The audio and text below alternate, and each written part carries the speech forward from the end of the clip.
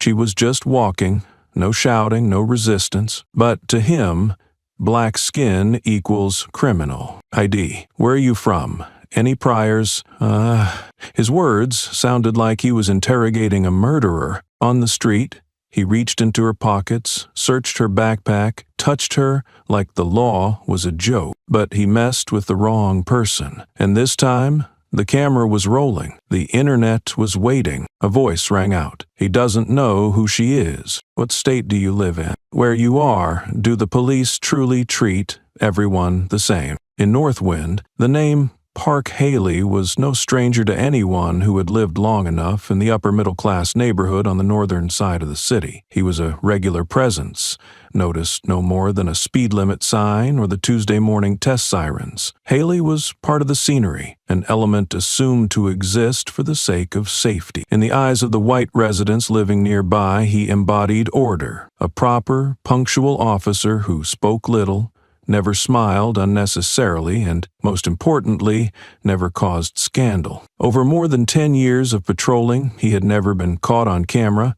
never involved in a controversial shooting, never sued to the point of media upheaval. That made him stable, a pillar, a safe face that the city police department could put in the spotlight whenever they needed to reinforce public trust. But behind the station walls, in conversations that were never recorded, Hallie was a name younger officers were wary of, and older ones chose not to speak about. It was well known that he had been internally disciplined at least once for racially charged remarks while on duty. In 2015, he was reported by a black woman for mocking her during a traffic stop. She claimed Hallie said, "Usually women like you can't afford to drive this kind of car legally." There was no audio recording, no direct witness, and the case was eventually closed, with the familiar conclusion, insufficient basis for disciplinary action. An internal reminder was issued, a file sealed under the rule that disciplinary actions are expunged after 24 months without recurrence, and Haley continued patrolling as if nothing had ever happened. But those who worked alongside him remembered clearly. Haley was not the kind to hurl vulgar insults or throw punches in the street.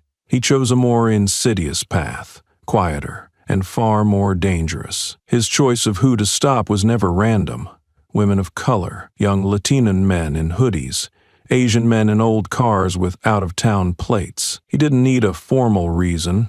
All he needed was to feel suspicious. And if anyone questioned him, the answer was always the same. "I'm just following protocol." That repetition over the years didn't bore Hallie. On the contrary, it gave him a quiet sense of power, because he knew no one could truly name the feeling they were left with each time he pulled them over. There were no injuries, no curses, but they walked away with the sense that something had been taken from them: dignity, confidence, the feeling of safety in their neighborhood. Inside the department, some had called him Stonewall Hallie, the wall no one could break through or move. A young officer once asked Hallie why he never took shifts in the Southern District, where most residents were people of color. Hallie glanced at him and shrugged. "You like pulling bodies out of cars? I don't." The answer was wrapped in calm, but everyone knew what it implied. Hallie didn't need to shout to instill fear. He didn't slam desks or wave his arms like rookies trying to prove themselves. His power lay in making people feel like they'd done something wrong, even when they were completely innocent. He knew the perfect moment to step in was always when the street was empty, when no one was around to serve as a witness. He would step out of his vehicle slowly,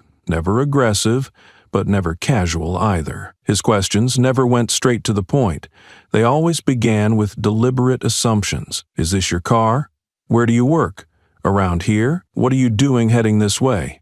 This isn't the way home, is it?" Every word from Haley's mouth wasn't accusatory, but made the listener question. That was his way of testing the waters, not to find the truth, but to see how much someone could endure before breaking. A 16-year-old black teenager once recounted how, while waiting for a bus after school, Haley pulled up in front of him. No clear reason, no law broken, no explanation. Hallie simply approached, looked him up and down, and asked, "Out late from school? Which school?" When the boy hesitantly named it, Hallie gave a flat smile. "Yeah, sounds familiar, but I don't think any bus stops around here." The boy didn't reply. Hallie stood there for almost a minute, said nothing more, then turned back, got in his car, and left. The boy said, "He didn't threaten me, but I felt guilty. Even though I hadn't done anything with women, Hallie was more calculated. He didn't touch, didn't raise his voice, but his words were crafted to cut into their pride. An Asian woman was once pulled over by Hallie for a faded license plate. When she handed over all her documents in order, Hallie said nothing. But as he turned away, he muttered,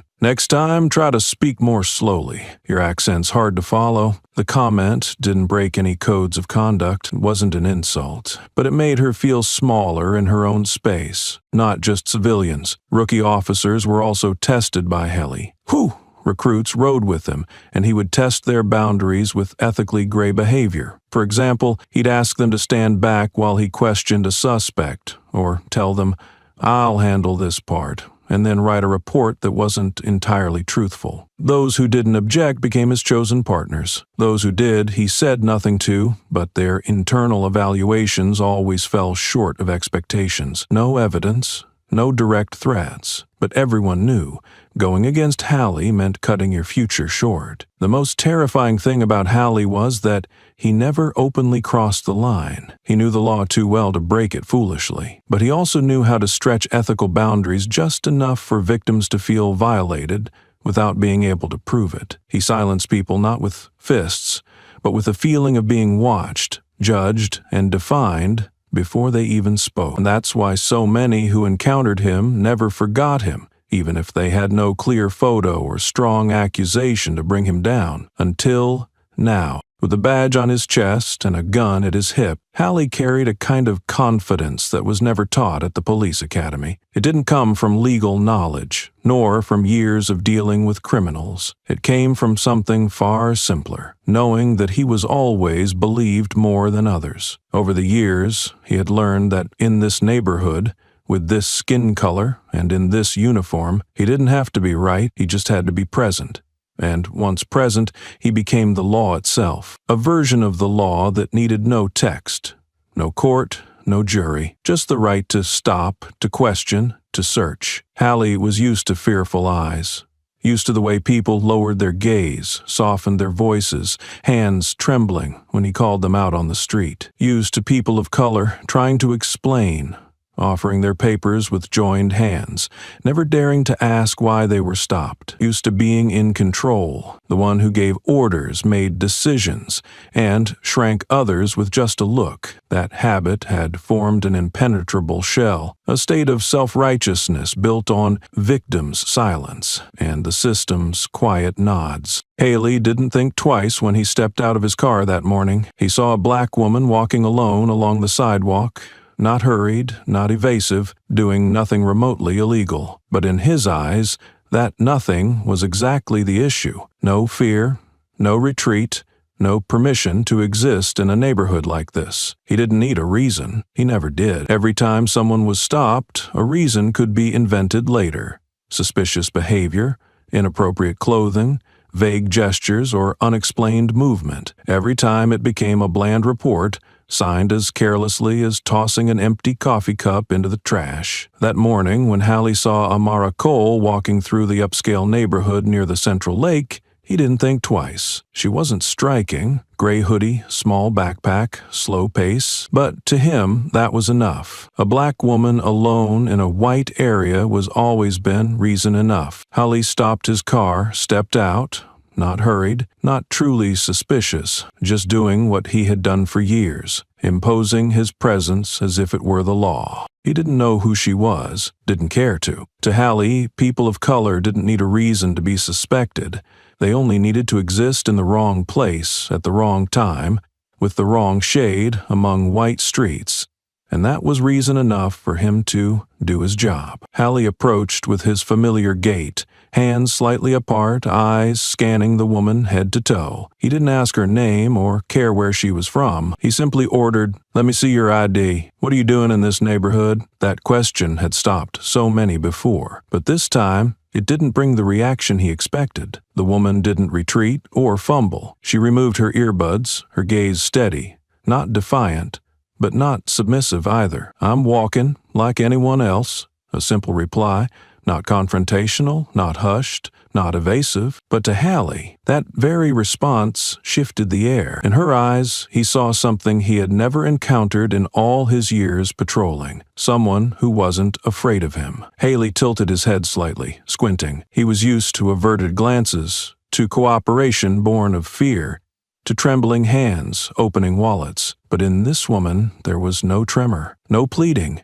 and absolutely no submission. For a split second, Hallie felt as though he were the one under inspection. That gaze didn't just look at him, it pierced through him, as if it had already read his entire being in those few seconds of silence. He tried to regain control, stepped back half a pace, then came closer, lowering his voice. "Let me ask again, what's in your bag? You're violating my rights," she said, her expression unchanged. The response was a slap to the self-assurance he wore every day to work. No one had ever said that to him, not in public, not someone he meant to control. But Hallie hadn't yet realized that what he had just confronted wasn't another routine check. It was a person who had survived a battlefield, a woman who didn't need to shout to make an entire system listen. Silence began as a reflex. No one said a word, but footsteps slowed. Eyes lifted, then quietly fixed on the sight of a black woman facing a police officer in the middle of the street. They didn't speak. They didn't step forward. But one by one from the cafe, the corner store, across the street, people began to reach into coat pockets, unzip bags, pull out their phones. The first phone was raised slowly, almost timidly. A white woman in yoga clothes stood at the curb, saying nothing but pointing her phone toward them, lens recording from a distance. Then came the second, from a teenager on a bicycle. He had only just stopped, but instinct told him to document it. He lifted his phone to eye level, opened Instagram, and started a live stream. "Again," he muttered, voice quiet but still caught by the mic. "This time it's a woman." The words weren't loud, but didn't need to be. They were a quiet beat and a dark melody, a short confirmation. What was happening wasn't new.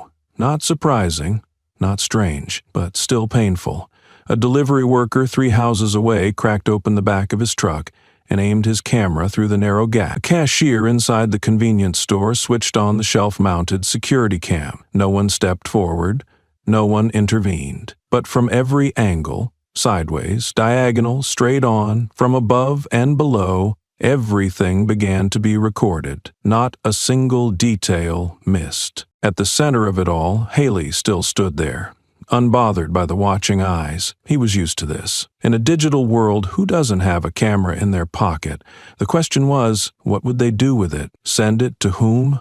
Call for what? The law? The media? He had lived through the years when those things could scare him. He had been filmed before, had been reported, and had never lost a thing. Hallie knew most people recording weren't doing it out of bravery. They filmed because they didn't know what else to do, too afraid to step in, too unwilling to be dragged into it, but also unable to look away. Their phones became the only weapon they felt safe enough to wield. Filming was how they took a side without paying a price. And so Hallie didn't worry, but he didn't realize that this time he had miscalculated, because the woman standing across from him wasn't like anyone he had ever handled. And those phones being raised this time, they weren't just capturing an image. They were documenting a shift. An elderly man walking his dog quietly stood back on the curb. He didn't take out his phone, but his eyes never left Hallie's face. There was no curiosity in his gaze, no judgment either. Just a heaviness, as if he had seen this before and couldn't stop it. Across the street, in a coffee shop, a middle-aged black man sat by the window, holding his cup with both hands, staring out through the glass. When Hallie placed his hand on Amara's backpack strap, the man didn't get up. But moments later, he reached for his phone and silently aimed it at the door. No one shouted. No one screamed. No thunderous cries of "justice" like at protests. But something was rising in the air, something Hallie couldn't see but should have felt, a power shift. And those silent people, one by one, were becoming witnesses. No one knew who the woman was, but everyone knew that if they didn't film, didn't preserve it, didn't speak up even with a 15-second clip, someone would later say, "It was just a routine check, nothing serious." And just like that, the truth would be buried like always. But not today. Today every camera was on. And this time, the person being stopped had not come to endure. The small-town air thickened as if something had just dropped, heavy and silent. It wasn't an explosion, not chaos, but there was stillness on the verge of erupting. Everyone remained in place. The people at the curb, in the cafe, behind neighborhood fences, but the shared feeling was no one could stay detached anymore. Every second, Haley continued questioning. Every inch closer he moved toward the silent black woman was a test of conscience. An older black man, in a light blue shirt and fabric cap, stood by the park bench across the street. His face was solemn, hands clenched behind his back. When Haley's hand reached the strap of Amara's backpack, the man stepped off the path, his voice raspy but clear. "Hey, that's enough." Immediately, a small hand grasped his sleeve. It was his wife, a tall, elderly black woman still carrying a fabric bag of groceries. Her voice was soft but firm. "Don't cause trouble. Not this time." The man froze, looked at his wife. He said no more, but everyone saw his hands clenched, as if holding back a rage that must not be released. On the opposite side, a group of students gathered by the traffic pole. They were younger, less afraid, or simply had not yet been crushed into silence by the system. A blonde white girl held her phone with both hands, voice urgent. "We have to speak up. If we don't do something, next time it'll be someone else. Someone just like me." Her friend beside her, of Asian descent, hesitated. "I know, but what if he has a gun?" "Everyone has a gun here," the blonde replied. "But no one has a conscience if we just stand like statues." A middle-aged white man in a suit and expensive watch walked by on the sidewalk. He glanced briefly at the scene, paused just long enough to see Hallie's name tag,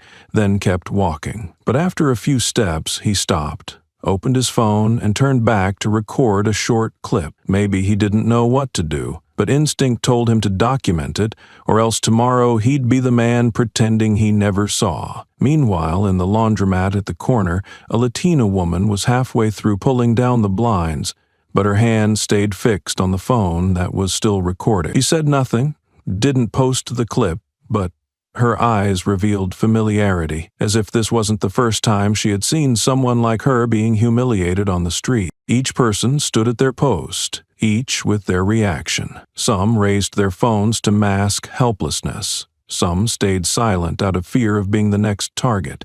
Some trembled, not from cold, but because they knew if they stepped forward now, there might be no turning back. The divide ran through the crowd. No one confronted Hallie directly, but every glance, every breath was a stance. No one knew Amara. But the more they looked, the more they understood. She wasn't someone waiting to be spared. She didn't need rescuing. But that didn't mean they had the right to stand by. And perhaps that very thing, the calm that needed no defense, was what made the crowd begin to shift. They weren't sure they were strong enough to change anything, but they were beginning to see.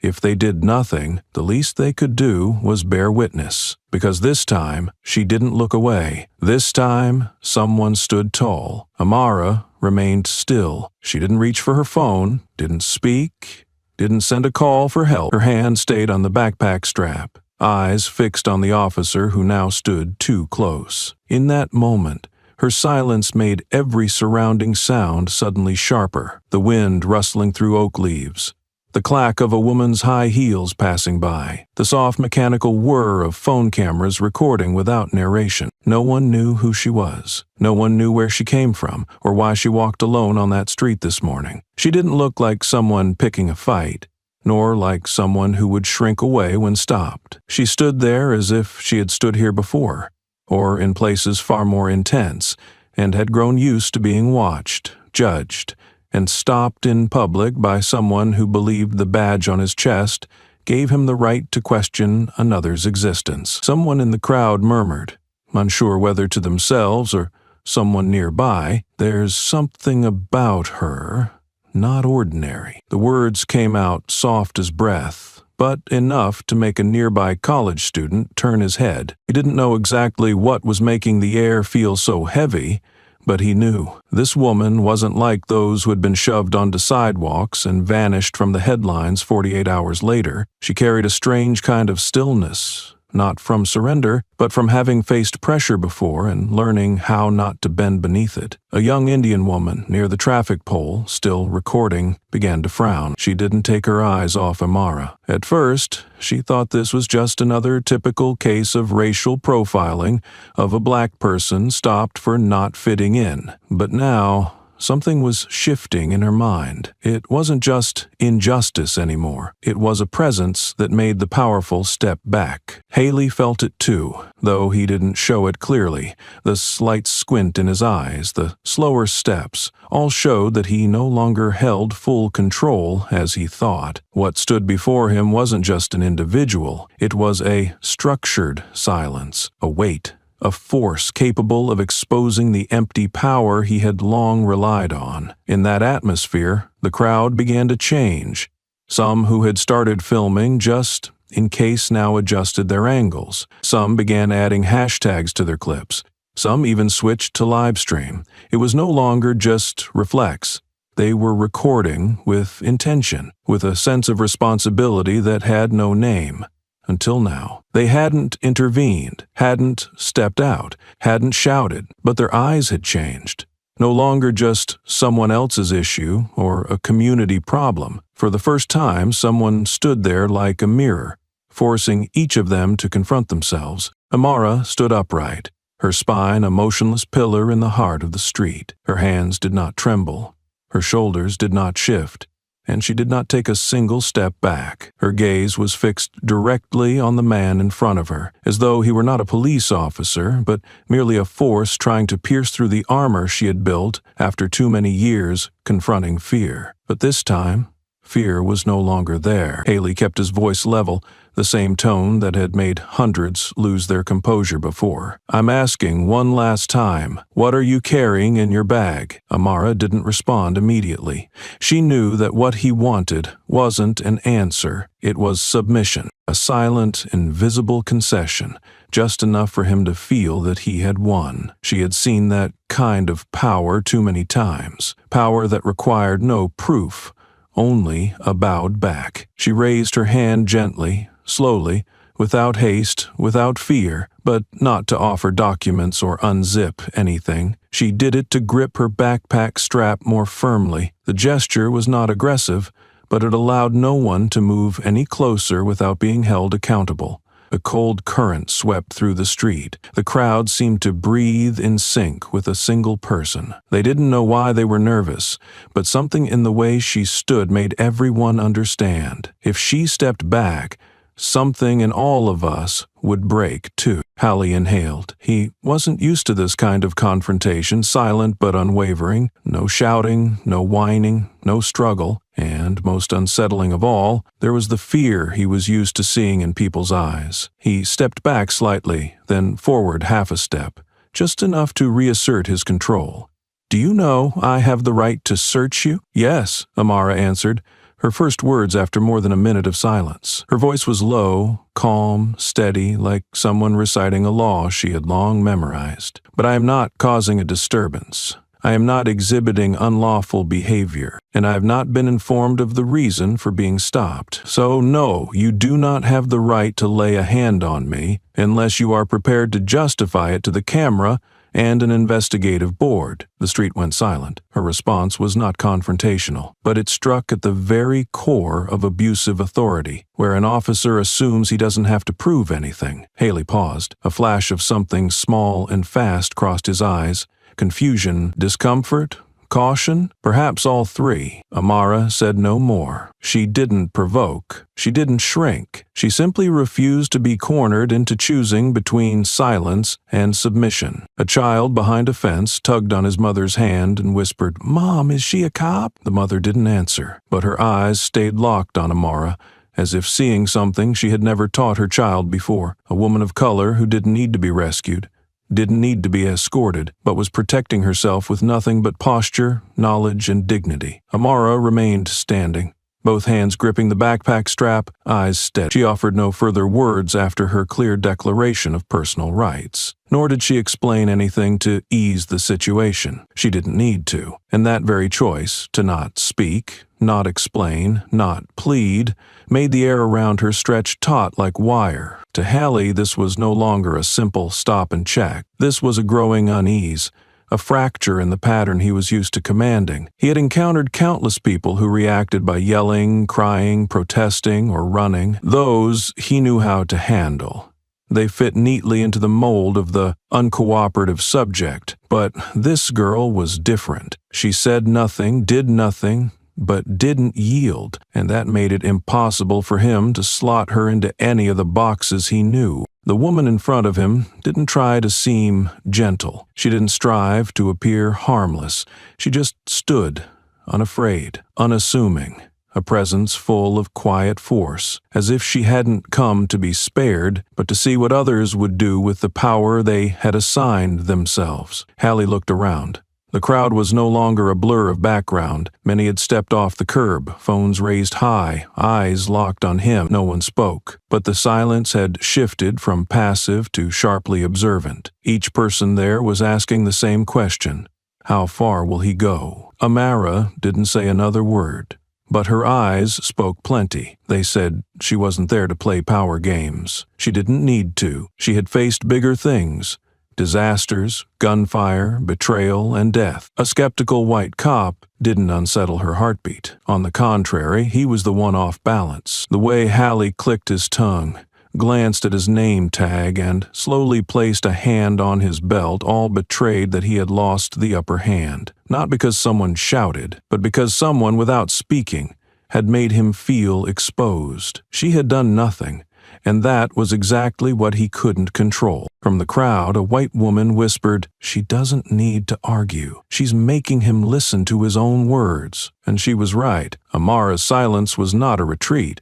It was a deliberate and conscious choice not to join the game that the other side was used to controlling. She didn't participate, but she didn't leave. She stayed like a mirror, and Hallie, for the first time in many years, was forced to see his reflection. A breeze drifted by, carrying the scent of damp grass from a morning watering. No one moved, no one spoke, but the air had changed from stillness to alertness. Hallie remained standing, but his gaze had shifted. No longer the look of someone in full command, but of someone quietly calculating his way out. He turned slightly, scanned the surroundings, saw the cameras still on, the eyes no longer avoiding him, and himself, now at the center of a pressure circle with no sound but immense weight. Amara stayed silent, until Haley spoke again, his voice lower but edged with sharpness. "This is a routine check. If you cooperate, it'll be over quickly." The same tone, as if giving an order dressed up as an invitation. But this time Amara responded. Her voice was not loud, not high, but firm, and each word landed clearly. "I have no obligation to cooperate," with an action lacking legal ground. A short pause, then she continued, slowly, as if reciting the laws she had learned from an early age. "I am walking legally. I am not disturbing the peace. I am not trespassing.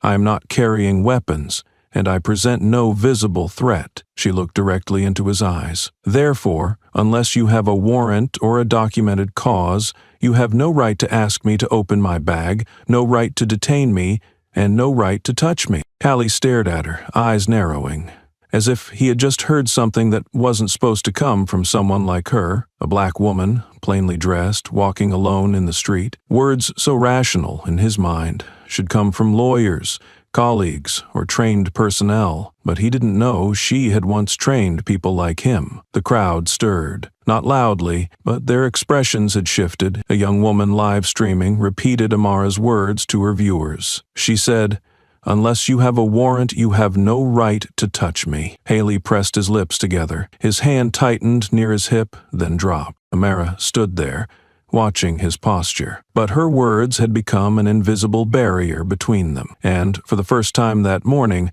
it was clear who had crossed the line. "I know my rights." That statement, short and sharp, echoed in the minds of those filming. A woman who didn't need to raise a fist or chant a slogan. She only needed to know who she was and refused to be treated as someone lesser. And in that moment, Haley was no longer being held back by a woman. He was being held back by the very law he always thought he represented.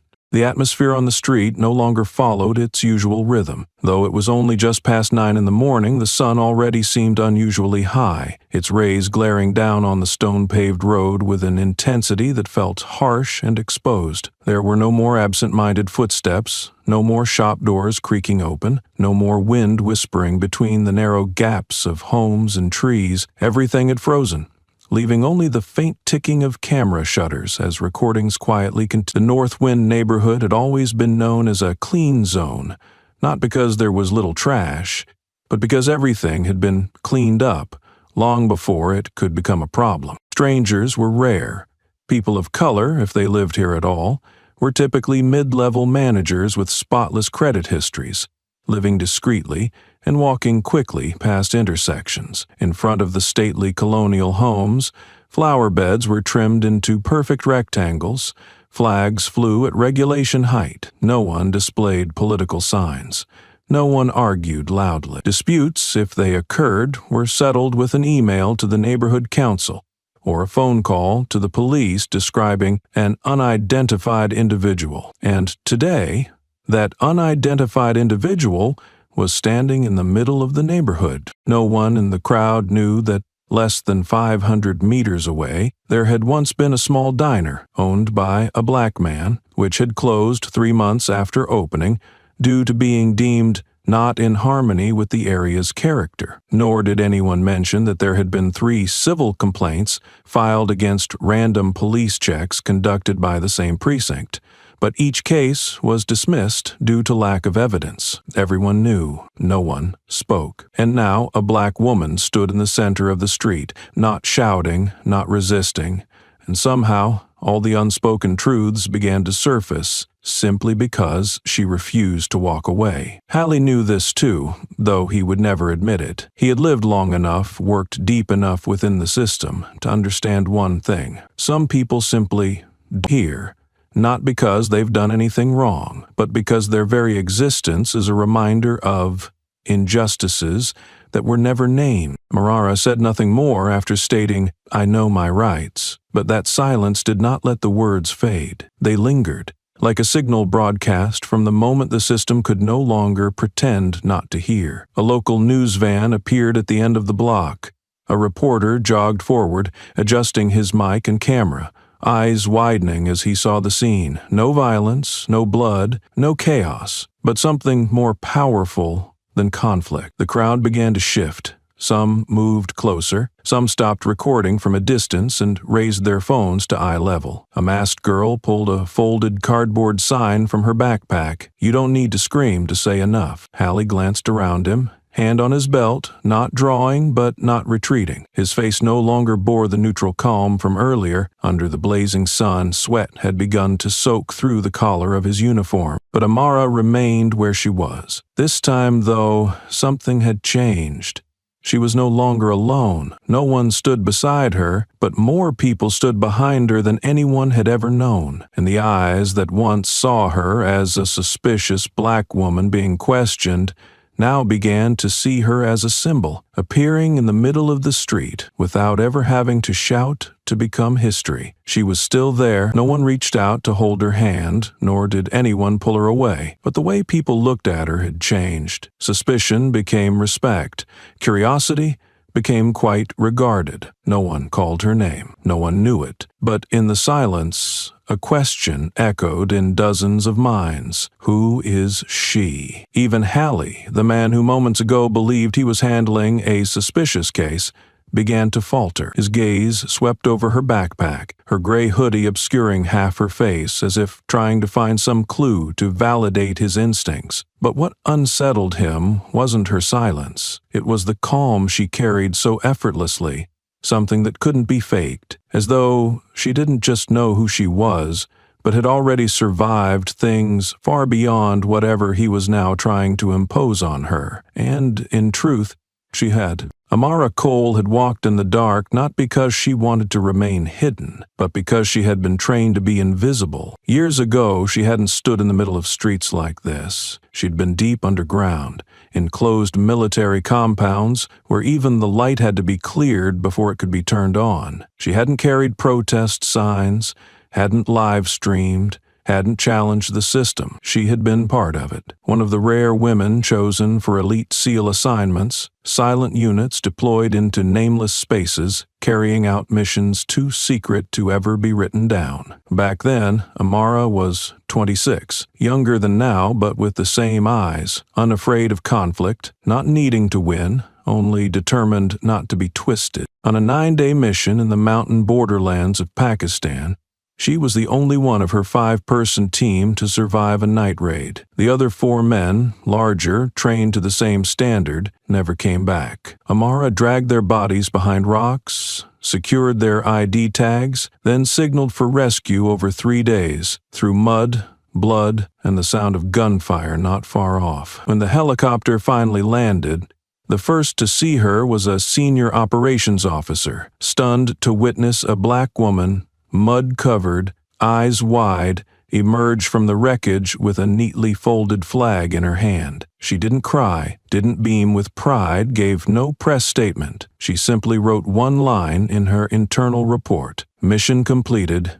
The fallen deserve to be named." But her name was never mentioned, because people like her were taught that the most efficient existence was a silent one. And so, when she left the military, there was no public medal, no flag-draped farewell, just a plain duffel and a personnel file stamped "withheld for security reasons." So when she stood in North Wind, facing a police officer full of suspicion and a system quietly placing her in the likely subject box, she had nothing to prove to anyone, because she had already survived what no one thought she could. In the special ops world, where everything was measured by efficiency and speed, no one was supposed to care about skin color, gender, or background. On paper, they wore the same uniform, same boots, ate the same rations, and slept in the same silver tents in the woods. But reality was different. Amara was too good, and that was the problem. She shot with greater accuracy than her instructors. She broke the terrain record in her final field test, something only 2 others before her had done, both white men. Her reflexes were sharper, her decisions faster, her calm unwavering, even when a teammate collapsed in simulation. They couldn't say they were bothered, but their eyes said it for them. They looked at her like she was breaking an unspoken order, one where black women belonged in logistics, medical, or, at best, communications. But she had shown up in Tier 1A missions, the kind reserved for important personnel. She had no friend group in the unit. I was never invited for beers after drills. No one shared personal stories with her, except when they needed tactical advice. They were too embarrassed to ask from superiors. She was used to being left out of pair drills, used to being given solo assignments with no backup, used to doing everything right and still being described as disruptive to group cohesion. Once, during a mission near the northern hills of Fallujah, Amara and 2 teammates were trapped after a recon misidentified an enemy position. They were ambushed. One teammate was injured. She used every bandage she had to stop the bleeding and signaled for help. It took nearly an hour for air support to arrive, an eternity in such a critical situation. When they returned, Amara overheard chatter on the radio between a watch commander and a field officer. "Are we sure she needs urgent evac? I don't want to be dragged into anything if someone makes a fuss. Let them manage a bit longer. No one likes to stick their neck out for that girl." The phrase, "that girl," echoed in Amara's mind for days. Not because it surprised her, but because she knew, deep down, it wasn't just about gender. It was how the system treated those who didn't know how to be a little weaker to be accepted. After that, she didn't file a complaint, didn't ask to be transferred, didn't sue. But something in her shifted. She learned to recognize who would speak for her and who would stay silent. She learned not to depend on the system, even while inside it, because if her very presence threatened others, They would find a way to make her the problem, no matter where she hid. And Amara didn't want to be the problem. She wanted to be the proof that someone like her could still exist, not because she was allowed to, but because no one could stop her. She once believed that working twice as hard, staying 3 times as silent, and being 10 times more precise would eventually change how people looked at her. That in the military, where everything was measured by results, they would finally have to acknowledge her capability. But then Alan died, and whatever belief remained in her died with him. Alan Lewis was one of the few real allies she had, a communications officer with a warm smile and dry humor during tense night shifts. They weren't close enough to share secrets, but they trusted each other with their backs during sweep. Unlike the others, Alan never avoided her gaze during meetings, never referred to her as her in sidelong conversations. During a pursuit mission near the Syrian border, their team was split after an IED blast. Alan and Amara were part of the backup unit. When contact with the primary team was lost, they were ordered to approach, but the area had been marked high risk, requiring top-level approval for air support. Amara sent an urgent request the moment she caught the faint SOS signal, but the response she got was, "Wait, the situation's unclear," followed by, "Support not prioritized for this team, too risky. They must extract themselves if alive." That was the first time Amara screamed into the radio, the first time she shattered the silence she'd carried for years. She pressed the button over and over, demanding answers, but what came back was silence. Then the news. Alan was dead, a bullet through the neck as he tried to pull a teammate from a second blast zone. When they returned, no one mentioned the delayed support. No one was reprimanded. Alan was posthumously awarded for fighting bravely to his last breath. But Amara knew the truth. He didn't have to die. Not then. Not like that. At the memorial, she stood behind the guest rows, hair tied back, eyes forward. No tears. But inside, a door had closed. She no longer believed that silence and excellence were enough.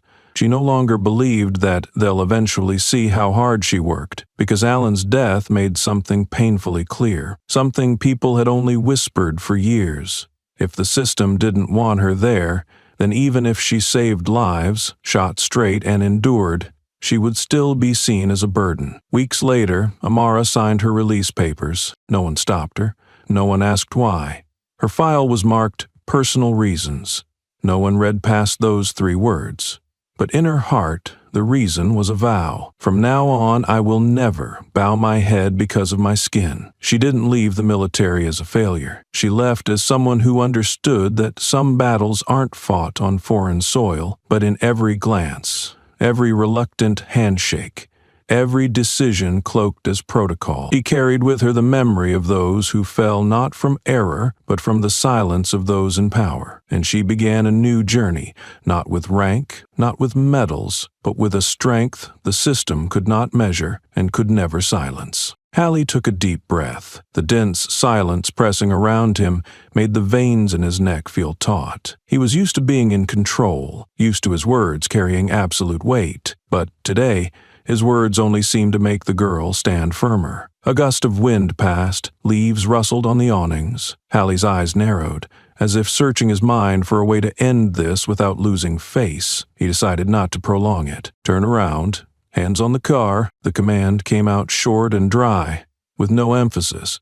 But each word hit the pavement heavy and cold. Amara didn't move right away. Not because she didn't understand. She had heard that phrase hundreds of times during training. Had shouted it at prisoners herself. "Turn around. Hands where I can see." But this time, the command was aimed at her, an unarmed civilian who had done nothing but walk quietly. She inhaled slowly, then turned. She placed her hands on the hood of the car exactly as ordered. No resistance, no insults, but the way she placed her hands, the upright posture of her spine, and especially the cutting gaze she cast back at him before turning away, all said one thing clearly. "I'm doing this not because you're right, but because I have nothing left to prove." That look, direct, deep, not angry but unyielding, startled Haley for a split second.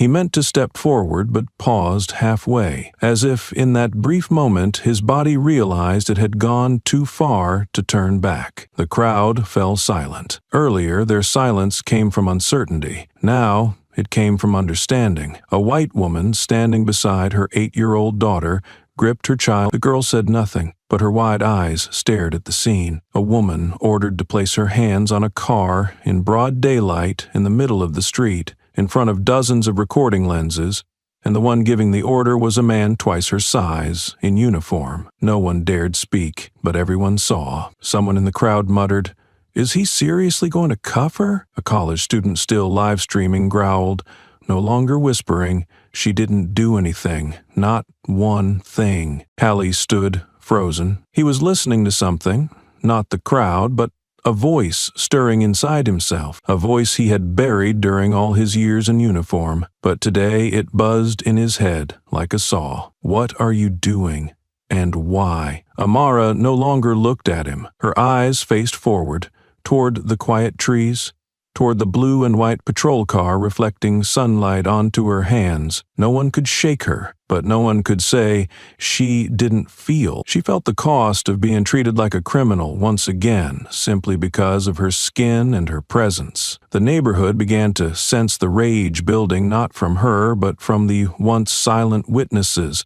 People now realizing that if they didn't speak today, it might be their child with hands on the hood tomorrow, and at the center of it all, Amara stood, unbowed, but not evasive. A person not resisting authority, just refusing to bow before it. They stepped forward. For half a second, he hesitated just long enough to feel every camera pointed his way, just long enough to hear his breath tightening inside his collar. Then, as if his old instincts kicked in, he reached out and touched Amara's wrist. Not a yank, not a shove, but an assertive touch. Fast, firm, and uninvited. A touch born from habit, as if the uniform alone entitled him to test someone's boundary at any time. It didn't hurt, but it humiliated. Amara didn't pull back, didn't turn, but her other hand clenched the backpack strap until the veins bulged.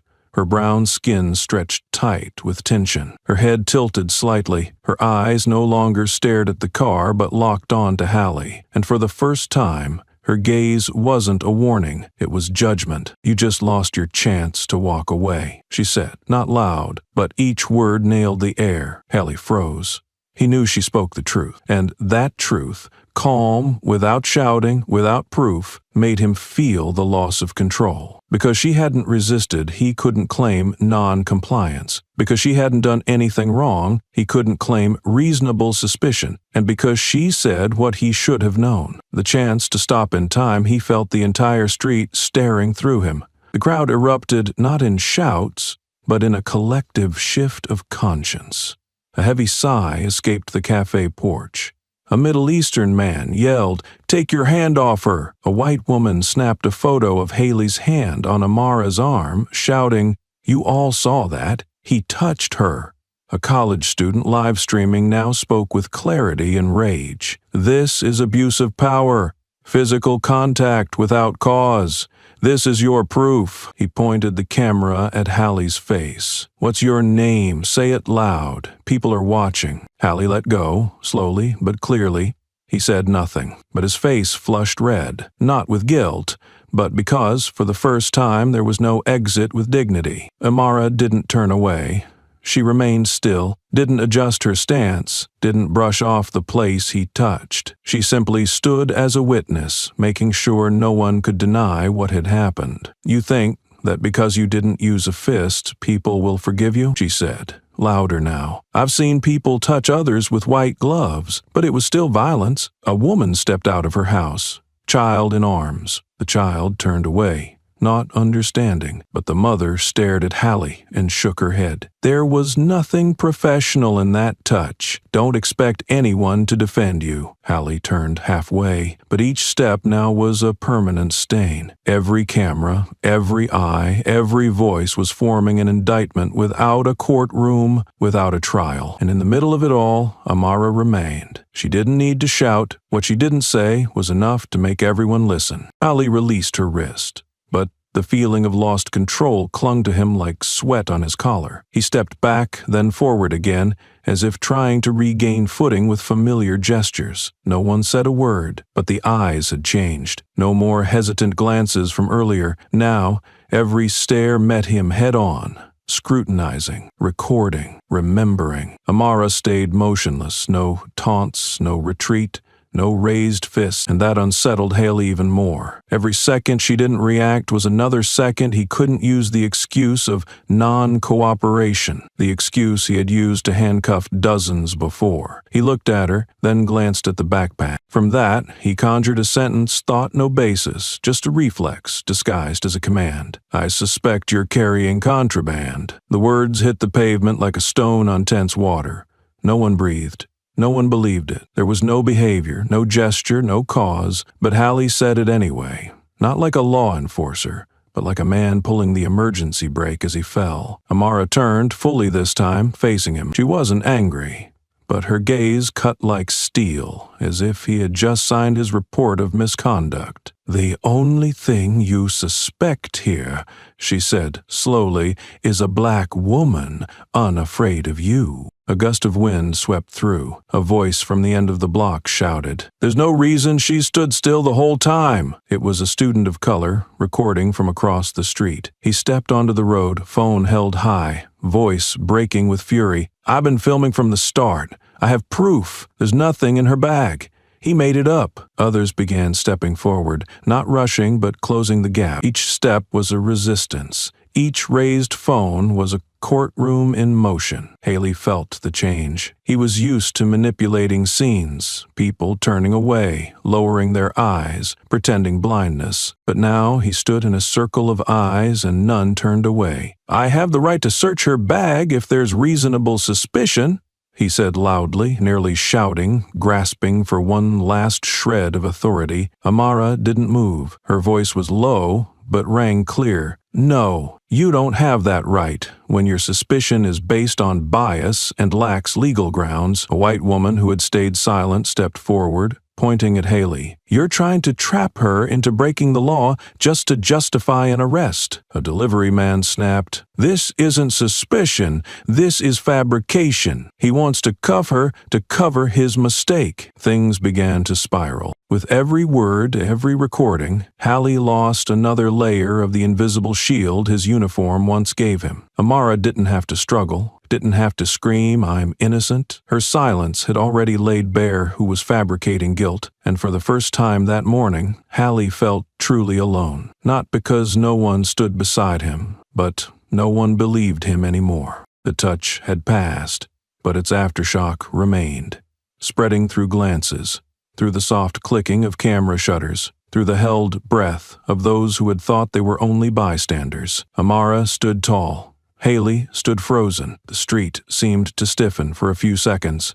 Then a voice broke the stillness, not loud, not harsh, but heavy as stone. "She's a person, not something to be subdued." The voice came from a middle-aged man, brown-skinned, dressed in office attire, with a leather briefcase still in hand. He didn't shout, didn't step forward, but his voice cut through the air like a blade slashing the curtain of deception that had cloaked everything before. A beat later, another voice followed. "He's abusing his power. I've been here since the beginning.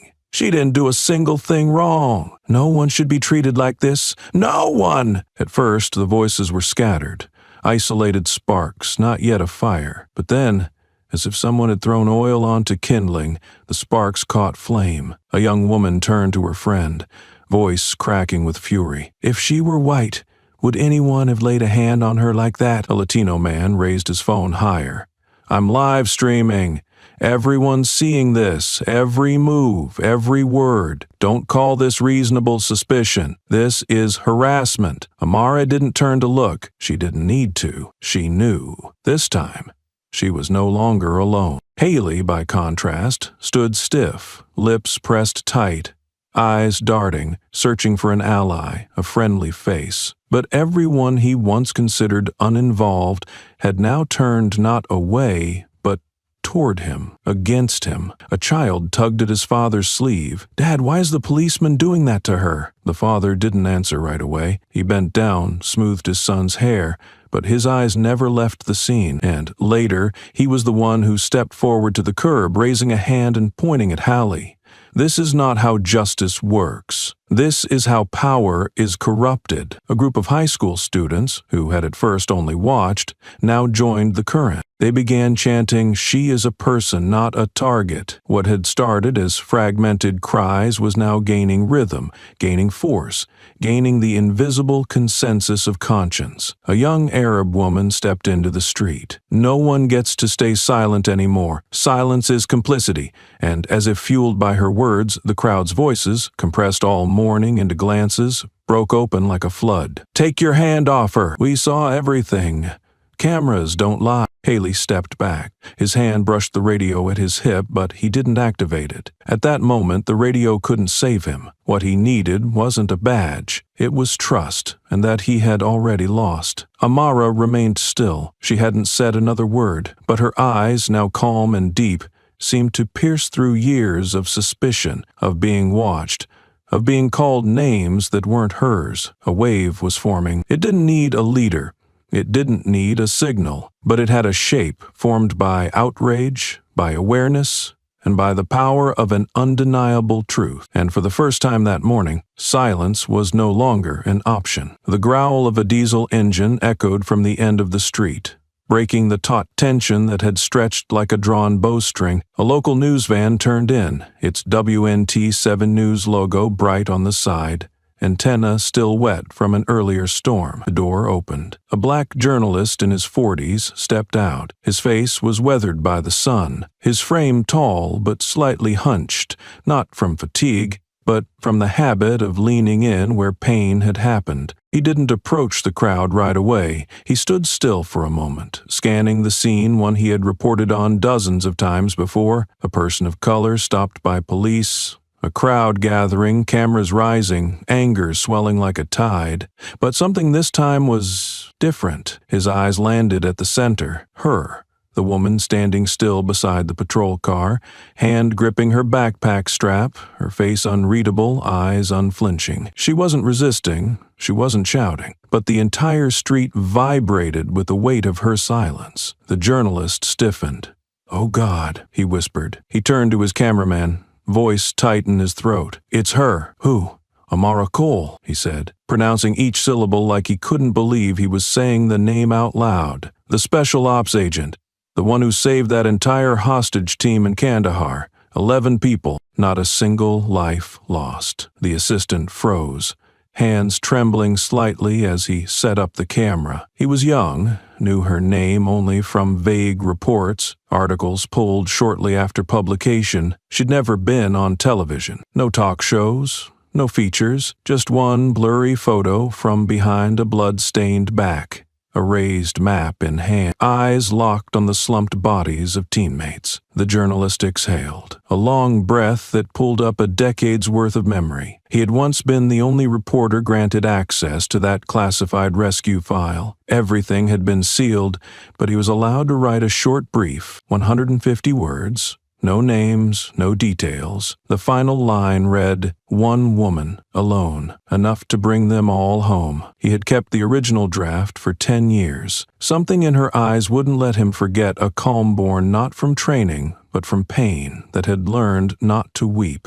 And now she stood before him again, not armed, not in uniform, but still standing firm against the same forces that had tried to silence her a decade ago. "Start rolling," he said. "From now on, don't stop, don't cut. We won't tell this story, we'll let them see it." The camera lens pointed toward Amara. No one in the crowd realized the media had arrived, but the air was shifting. Whispers began to ripple. Someone recognized the journalist. Someone remembered the name. An elderly woman by the cafe gasped, "Cole? Is she Cole? The one who saved those 3 kids in that explosion?" Amara didn't respond, didn't confirm. But her posture, her gaze, her refusal to flinch in front of the lens was the answer. And now, no one could erase what was happening, not because someone shouted, but because someone remembered, and there was a camera to record it. Haley clenched his fists, fingers trembling at his side. He was used to crowds dispersing when he arrived, used to fearful eyes avoiding him when he spoke, used to his footsteps being the only sound during a routine check. But this morning, everything had reversed. The media lens was now aimed at him. The woman standing before him, unmoved, unbowed, was no longer a non-compliant suspect, but the eye of a rising storm. And the worst part for Hallie, he couldn't stop it. With paperwork, with tone, or with his radio. Panic didn't strike like lightning. It leaked in, slowly, deliberately, through the crowd's stares, through every whispered name, every camera that never blinked. Hallie suddenly barked, voice sharp and commanding like in a training camp. "Back up! Anyone interfering with official duties will be arrested." The words snapped out, fast and firm, just like always. But this time, they fell into a void where no one was afraid anymore. No one backed away, no one lowered their hands, no one dropped their gaze. A man of Indian descent, still holding up his phone, answered clearly, "He touched her first. We've got it on tape." What duty? Humiliating innocent people? A young nurse in scrubs stepped forward half a step. "You're not serving justice anymore.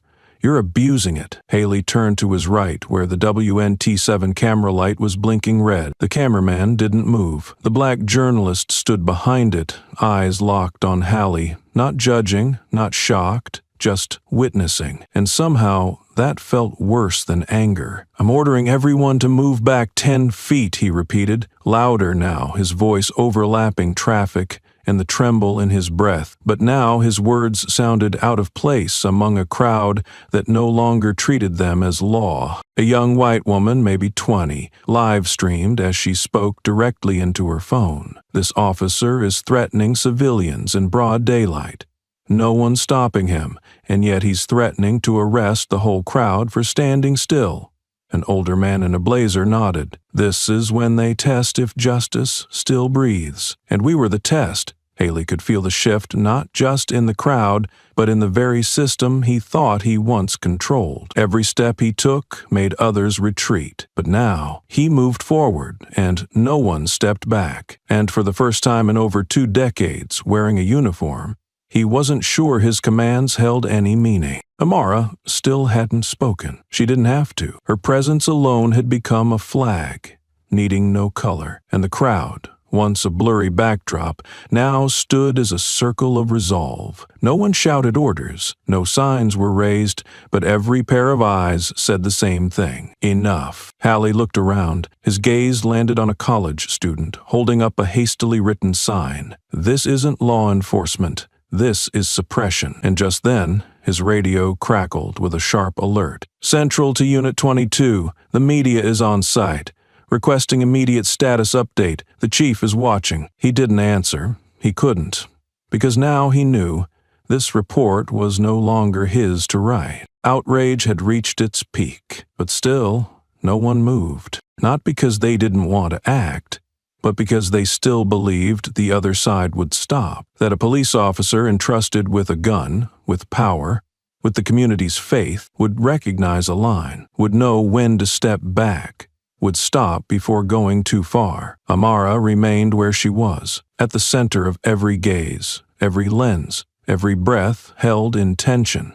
The sun rose higher, casting her shadow long behind her, as if her past, her present, and the words she had yet to say were all standing with her, looking forward. Hallie had not walked away, and that was the problem. He had not won, but he hadn't lost either. And in that suffocating pause between steely silence and crumbling pride, a dangerous gap formed, the space where wounded authority often turns into violence. It seemed like things had reached their limit, but no one knew Hallie still had one final act, one that could not be excused, one that would make the story irreversibly change. Silence stretched for just one breath. Then, Hallie stepped forward. Without warning, without a word, he closed in on Amara, his left hand clamping her shoulder, his right hand suddenly pressing hard on the back of her neck.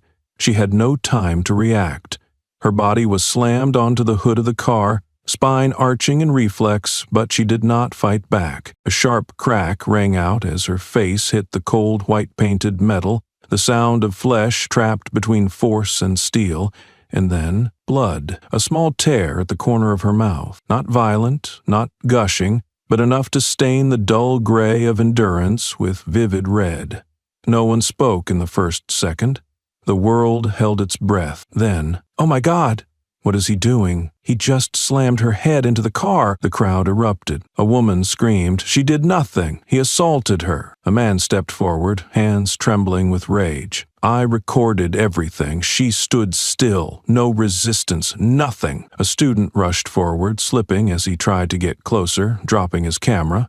The lens hit the pavement, spun, but kept recording from a low angle like an eye forced to witness a crime it couldn't yet believe. Amara didn't scream. Her face remained pressed to the hood, breath sharp, blood at her lip, but she did not cry out in pain, because the real pain wasn't in the wound. It was in the deliberate contact, masked as a routine incident. Haley stood behind her, one hand still near his belt, the other now lifted from her neck, as though what he had just done was a standard procedure. His eyes scanned around as if waiting for someone to explain it away, to say it was protocol. She moved suddenly, but the silence now was the loudest indictment. No one believed it was an accident. No one. A mother sobbed while holding her child. An elderly man slammed his cane against the pavement. "That's enough!" An Asian man stepped forward, eyes red. "If he gets away with this today, who gets their head slammed tomorrow?" People began stepping closer. Not running, not aggressive, but the silence inside them had turned into motion. The WNT7 journalist stepped fully into frame now. He looked straight into the lens, voice deep and solemn. "This is a clear case of excessive force. Live broadcast. An unarmed woman, pinned to a car, bleeding, and no explanation given." From afar, other patrol car sirens began to wail, echoing like the tolling of a new chapter. But here, in the middle of this street, among a crowd no longer looking away, and a woman who still hadn't said a word, the truth had already been recorded, not by complaint forms, not by internal memos, but by blood, cameras, and the eyes of dozens who had broken their silence. Blood trickled from the corner of Amara's mouth, a dark red line stretched from lip to chin, dripping onto the cold white car hood. A scent of iron mingled with the dry heat, forming the stench of battle. But this time, no bullets, no sirens, only silence and the steady breath of someone pinned like a criminal. Amara did not resist. Her hand still clutched the backpack strap. Her eyes remained open. Her back is still straight, though her shoulder dipped slightly from the blow. She did not rise, did not scream, did not shout "abuse" as others might. She simply remained strong, silent, and terrifying in a way that words could never achieve. Hallie panted, his whole body tensed like a string wound too tight. His hand still rested on her back, but no longer with conviction. He felt the shift, not from the screaming crowd behind him, but from the sheer lack of reaction from her. A person who remained calm after being slammed face down on a car like that was not ordinary. Then she tilted her head slightly, raising her chin. Her voice cut through like a razor. Not loud, not sharp, but straight like a bullet. "Do you know I could take you down in 3 seconds?" It wasn't a threat. It sounded more like a factual note, an informational remark for someone who didn't yet understand who they were dealing with. Haley froze, not out of fear of being hit, not from a sense of physical danger, but because his instinct told him something bone deep. She wasn't bluffing. The way she spoke, the way her breathing remained steady, the way she used not her rage, but her knowledge of herself as a boundary he had just crossed. And, what rattled Hallie most, if she wanted to take him down, why hadn't she? The crowd still shouted behind him, but Hallie heard only one sound now, the breathing of the woman before him, the one he had tried to break. Amara didn't need to strike, didn't need to scream, didn't need to demand rights.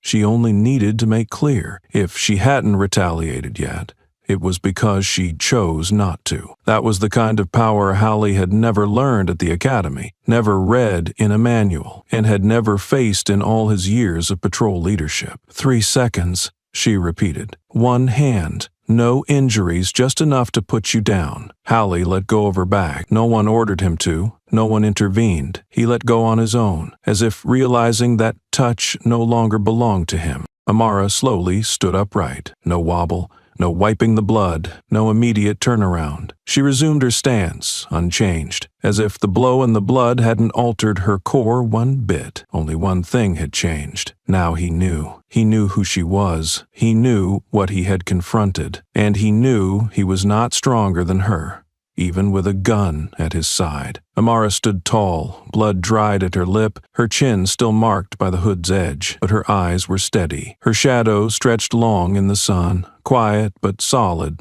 like a pillar in the middle of a storm. The crowd still murmured, the cameras still rolled, and Hallie stood frozen, hand off his weapon, his breath heavy, with the realization that power no longer equated to righteousness. And then a voice spoke, not loud, not fiery, but it shattered the air like glass. "She's a special ops soldier. She saved my son." Everyone turned. The voice came from an older white man, gaunt, wearing a faded fedora, leaning on a worn wooden cane. He stood at the edge of the crowd, in front of a small corner store. His face bore no emotion, but his eyes carried the weighty look of someone who spoke not from feeling but from memory. "I was in Kandahar," he said slowly. "Noah, my son, was a medic, trapped with civilians in a besieged base. The terrorists took the comms, no one could get out. The crowd fell utterly silent. She was the only one from the response team who made it in, alone. She brought them out, 13 of them. No casualties, no one believed it was a woman." His voice trembled slightly, not from fear, but from finally speaking aloud what had long been held inside in a street where she had been mistaken as merely suspicious. "Her name is Amara Cole." The crowd froze. No one spoke. What suspended the air in that moment wasn't shock, but the clarity that arrived too suddenly. Amara didn't move, didn't nod, didn't confirm, but her eyes dimmed slightly, as if the memory still cracked quietly beneath the surface. "I still have the letter she sent our family afterward," the old man said. No signature, just one final line. "I only did what anyone should do in my place." The crowd began to murmur. Amara Cole. "I've read that name before. She was the special ops soldier in that hostage rescue, right?" "Well, that's her.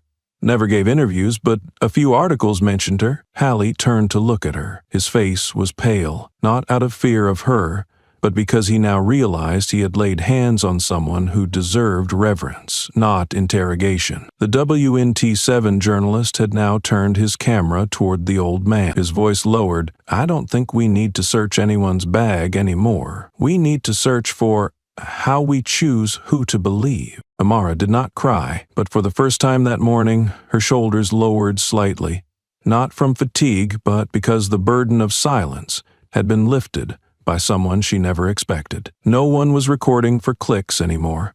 No one was shouting to win the argument. They stood still, quiet, and watched a woman who once saved lives now push against a police car in broad daylight. And they understood. If they did nothing, they would be witnesses to the clearest betrayal of justice they might ever see. No one said anything for several seconds after the old man uttered the name Amara Cole. The name landed like a shard of metal on stone. Not loud, but weighty, and like anything heavy it made the air sag and shift. All eyes now no longer saw her as the black woman in a hoodie being pinned to a car hood by a cop in the middle of the street. They saw her as someone whose story of courage had been told across generations. They just hadn't known she was standing right in front of them. "Her name is Amara Cole," the man repeated, eyes fixed on her. "I never forgot that name." The sentence didn't ring out like rhetoric. It was just a fact, spoken from the memory of a man who once watched his son return from war with gratitude glowing in his eyes, a feeling he could never put into words. A young reporter next to the news van glanced at his older colleague. He blinked, then suddenly pulled out his phone, scrawling as though chasing something he wasn't sure he had imagined or once truly seen. "Wait," he muttered. I remember this clip. Saw it back in media school. Face wasn't clear, but one single frame, just once. He played an old video, pulled from a newscast aired only for one day, before being pulled down on orders from the Department of Defense. Blurry footage, indistinct face, but one wide shot. A woman dragging an Afghan boy from rubble, still gripping an M4, a massive backpack on her shoulders, hair falling beneath her helmet. That was the frame journalists years later would call half a second of truth. The reporter turned to the main camera. Zoom in on my phone. Record this image. This is her first time we've seen her face. The lens zoomed close, catching every pixel of the old footage, then slowly panned back to Amara,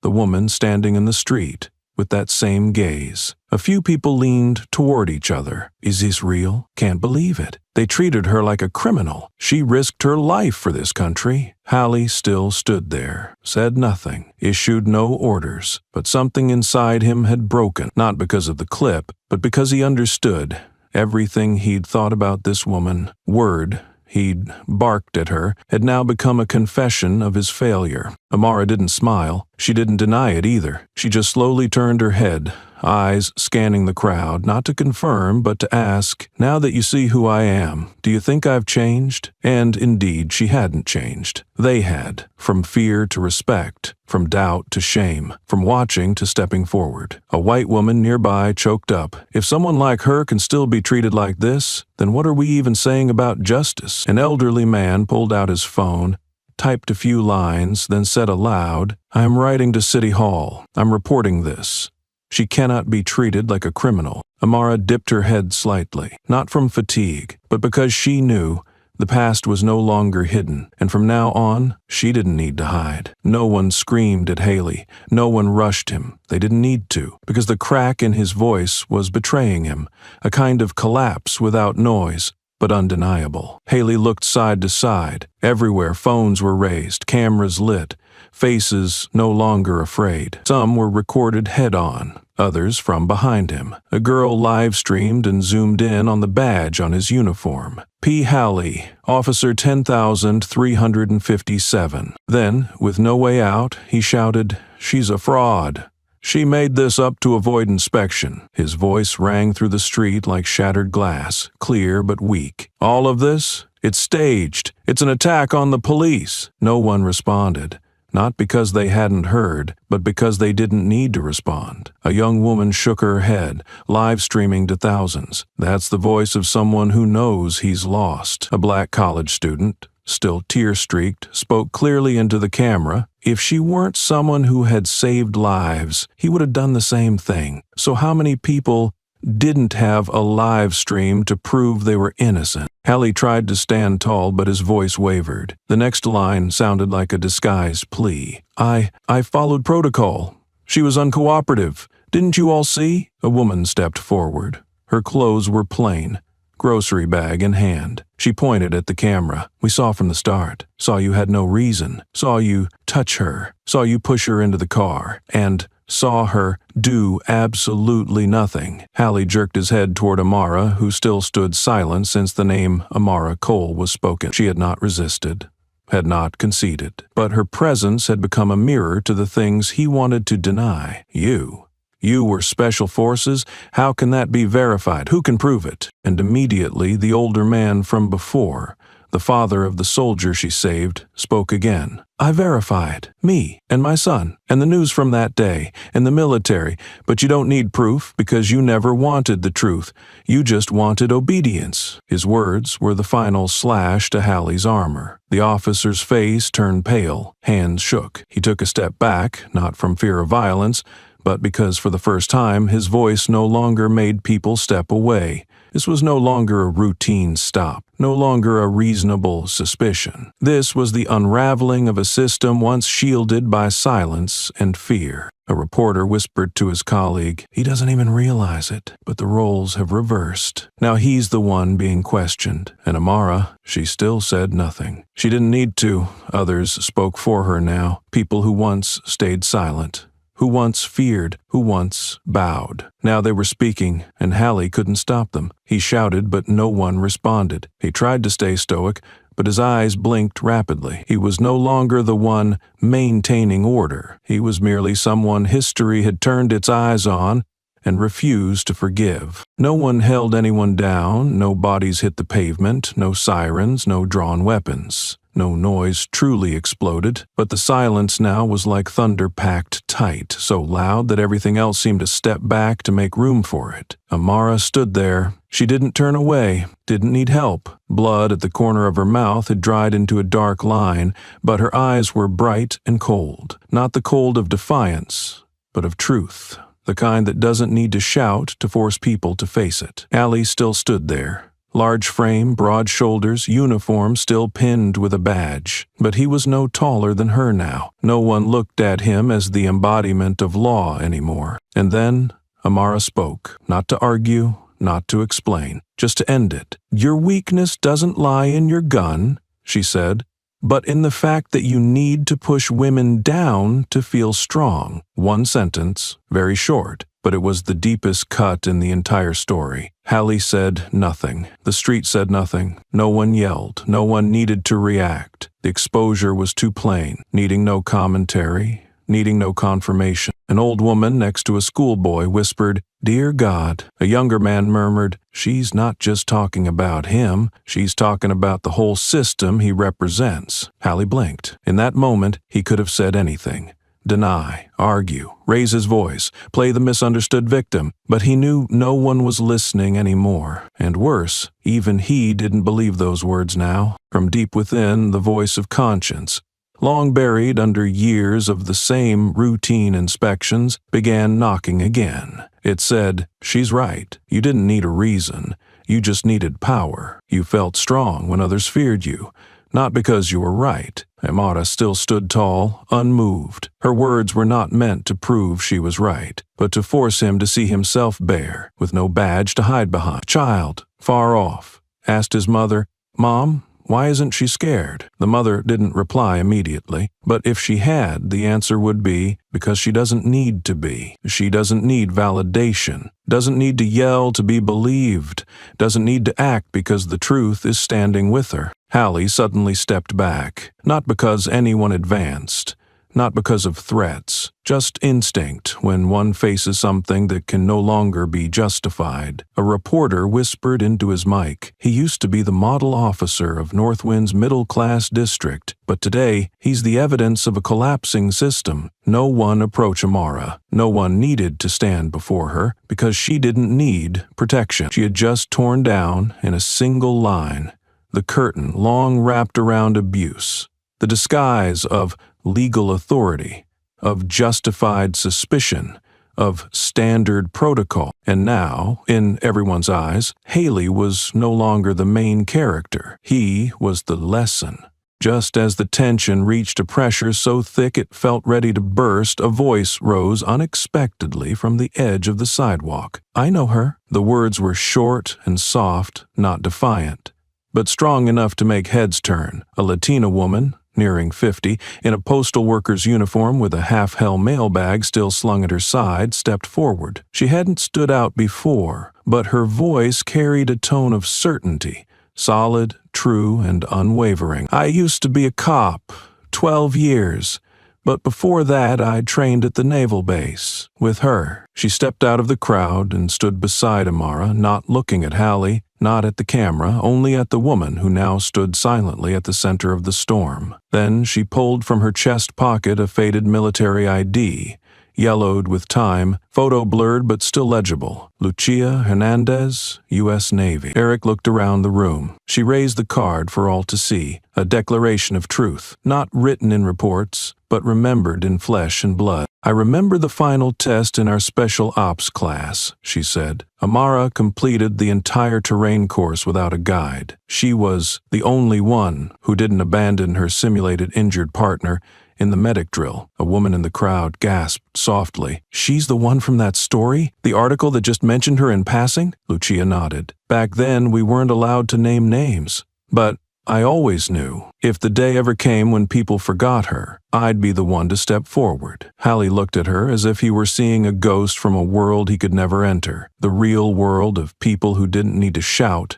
to earn honor. Lucia turned to Amara. I left the police because I knew too well what this system does to women like you. But you never changed. The way you're standing today is exactly how you stood in front of the bigoted officers during training. Never bowed your head. The entire street seemed to pause for a beat. An older woman holding her granddaughter's hand echoed softly, never bowed her head. The WNT7 cameraman zoomed in on Lucia's face, an expression of pride, not arrogance, a memory alive, stepping out of the crowd, adding one more layer of undeniable truth. Lucia turned to Hallie, not with venom, not to humiliate, just a calm, clear truth. You're not afraid of her because she's dangerous. You're afraid because you know she's right. Silence returned, but this time it wasn't fear. It was attention. Lucia Hernandez didn't flinch, even as dozens of eyes and lenses focused on her, and a uniformed man clung to his authority by a thread. I'm not telling my story to make a scene, she said, not out of pity. I'm speaking because I know the truth, and because I was once part of this system, one with two faces, one that teaches us to serve justice and one that teaches us to stay quiet in the face of injustice. Korea? Hallie swallowed hard. No more yelling. No more barking commands. He stood upright, but one hand now gripped his belt, as if to steady himself. Lucia turned back to Amara, her eyes softening. We once shared a tent in the field for 6 weeks. Shared rations, learned to evacuate the wounded under fire. But one thing they never taught us was what true courage looks like. I saw it in her, and not everyone has it, someone in the crowd asked. She went on real missions. Lucia nodded slowly. Then, in a voice that sounded like she was recalling something never fully told, she said, in 2013, there was a suicide mission in Yemen. A group of American hostages was held in the hills. She was chosen. No one thought the pick would be a young black woman with no name recognition, but she went, alone. No one interrupted. Each word seemed to hit the pavement with weight, tilting the whole street toward one truth. She made it out, and brought 6 people back. But because of the mission's secrecy, the records were sealed. Her name was never listed. No medals, no thanks. Lucia took a breath, then faced Hallie again, and today, the person you tried to arrest for looking suspicious is the same woman who walked into a kill zone when no one else would volunteer. Hallie didn't reply. His face had lost all color, his eyes unfocused, lips were tight but not in anger, just stripped of everything he'd once used to shield himself. Lucia didn't speak to him again. She didn't need to, because now the entire street knew. This wasn't just another clash between a citizen and a cop. This was a moment when a system was unmasked by one of its own. A woman standing near the oak tree murmured, "Unbelievable. They buried that kind of sacrifice just because she didn't fit the image they wanted." A student holding a phone calmly told his live stream, "She doesn't need to prove anything now. A fellow soldier has spoken. This isn't a legend. This isn't an internet myth. This is a real person, real mission, real blood, real silence." Ali lowered his head, but no one pitied him. A reporter whispered to his colleague, "This can't be buried." A cop confirmed it. "That clip's going on air before anyone can block it." Amara didn't react. No smile, no emotion. Because for her, recognition was never the goal. The truth was finally being spoken by someone from within. No one brought up Yemen again. No one asked for mission details. They didn't need more. What had been said was enough. Enough for everyone to realize the woman they were looking at wasn't a victim. She was a survivor, a living witness, a symbol they hadn't known existed, quiet among them. And because of that, their feelings shifted. No longer pity. No longer sympathetic stares, saying, "Poor her." Now it was respect, awe, quiet admiration. A few people lowered their phones, not because they no longer cared, but because they realized this had moved beyond a viral clip. A student, still wearing a library ID, slowly put his phone away, hand shaking slightly, as if realizing the distance between him and her was something he'd never had the right to comment on. "I thought she needed defending," he whispered to someone beside him. "But really, she's teaching us how to stand." A young woman who'd been live streaming, eyes still wet, lowered her phone. She stepped forward. Not fast, not bold, just one step, then another, as if each step said quietly, I watched, but now I want to stand with her. Then one more person, and a few more. They didn't speak to Amara, didn't touch her, didn't ask if she was okay. They just moved closer like an invisible barrier forming, not to shield her, but to say, we've seen enough, and we choose to stand here. Amara didn't react. She looked at each person who stepped forward, her gaze calm, not surprised, not moved, just knowing, as if she'd been waiting for this, not for herself, but for the awakening they had finally reached. A middle-aged man spoke, voice hoarse. I used to work in prosecution. I know buried files. I know how people get erased for not fitting the mold. I don't hold office anymore. But today, I stand with her, a grade school teacher, holding her child's hand.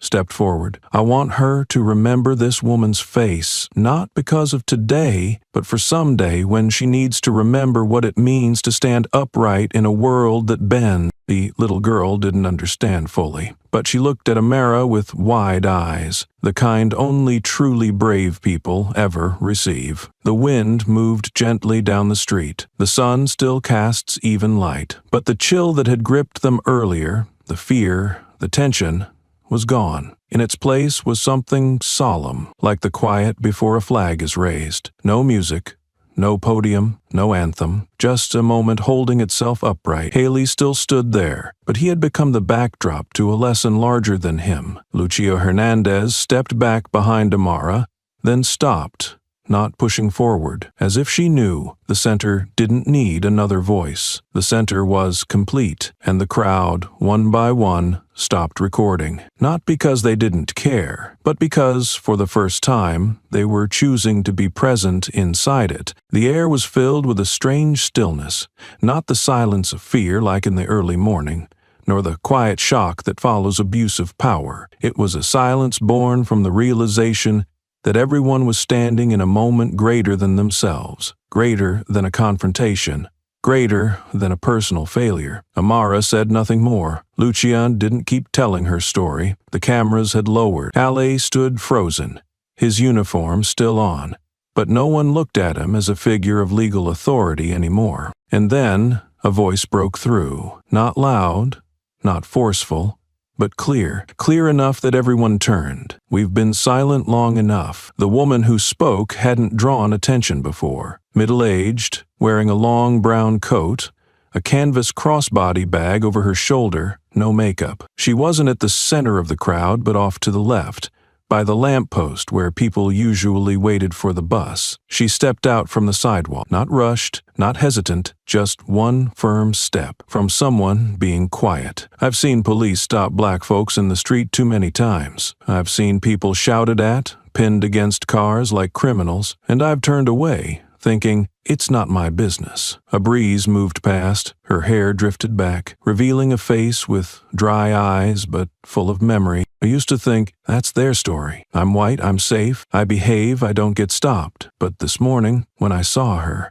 standing still, blood on her lip, not a single complaint, I saw myself. I saw all of us. No one interrupted her. Every word unlocked something, thoughts long buried in minds too afraid to speak them. A man nodded. A young woman covered her mouth. An older man leaned forward slightly, as if trying to catch every word, though she wasn't speaking softly. We've been silent long enough, she repeated, and I don't want my child to grow up in a city where justice is a privilege, not a promise. Deep in the crowd, another voice followed. Me too. Then another. I've been silent too. And another. I once filmed and kept walking, not anymore. The woman's words didn't cause a riot. They created a quiet consensus. A ripple of intent began to spread, like water after a dam breaks. Not a crash, not a flood, but the slow erosion of everything that had rotted beneath the surface. Amara still said nothing, but this time she looked at the woman for a long moment, not in surprise,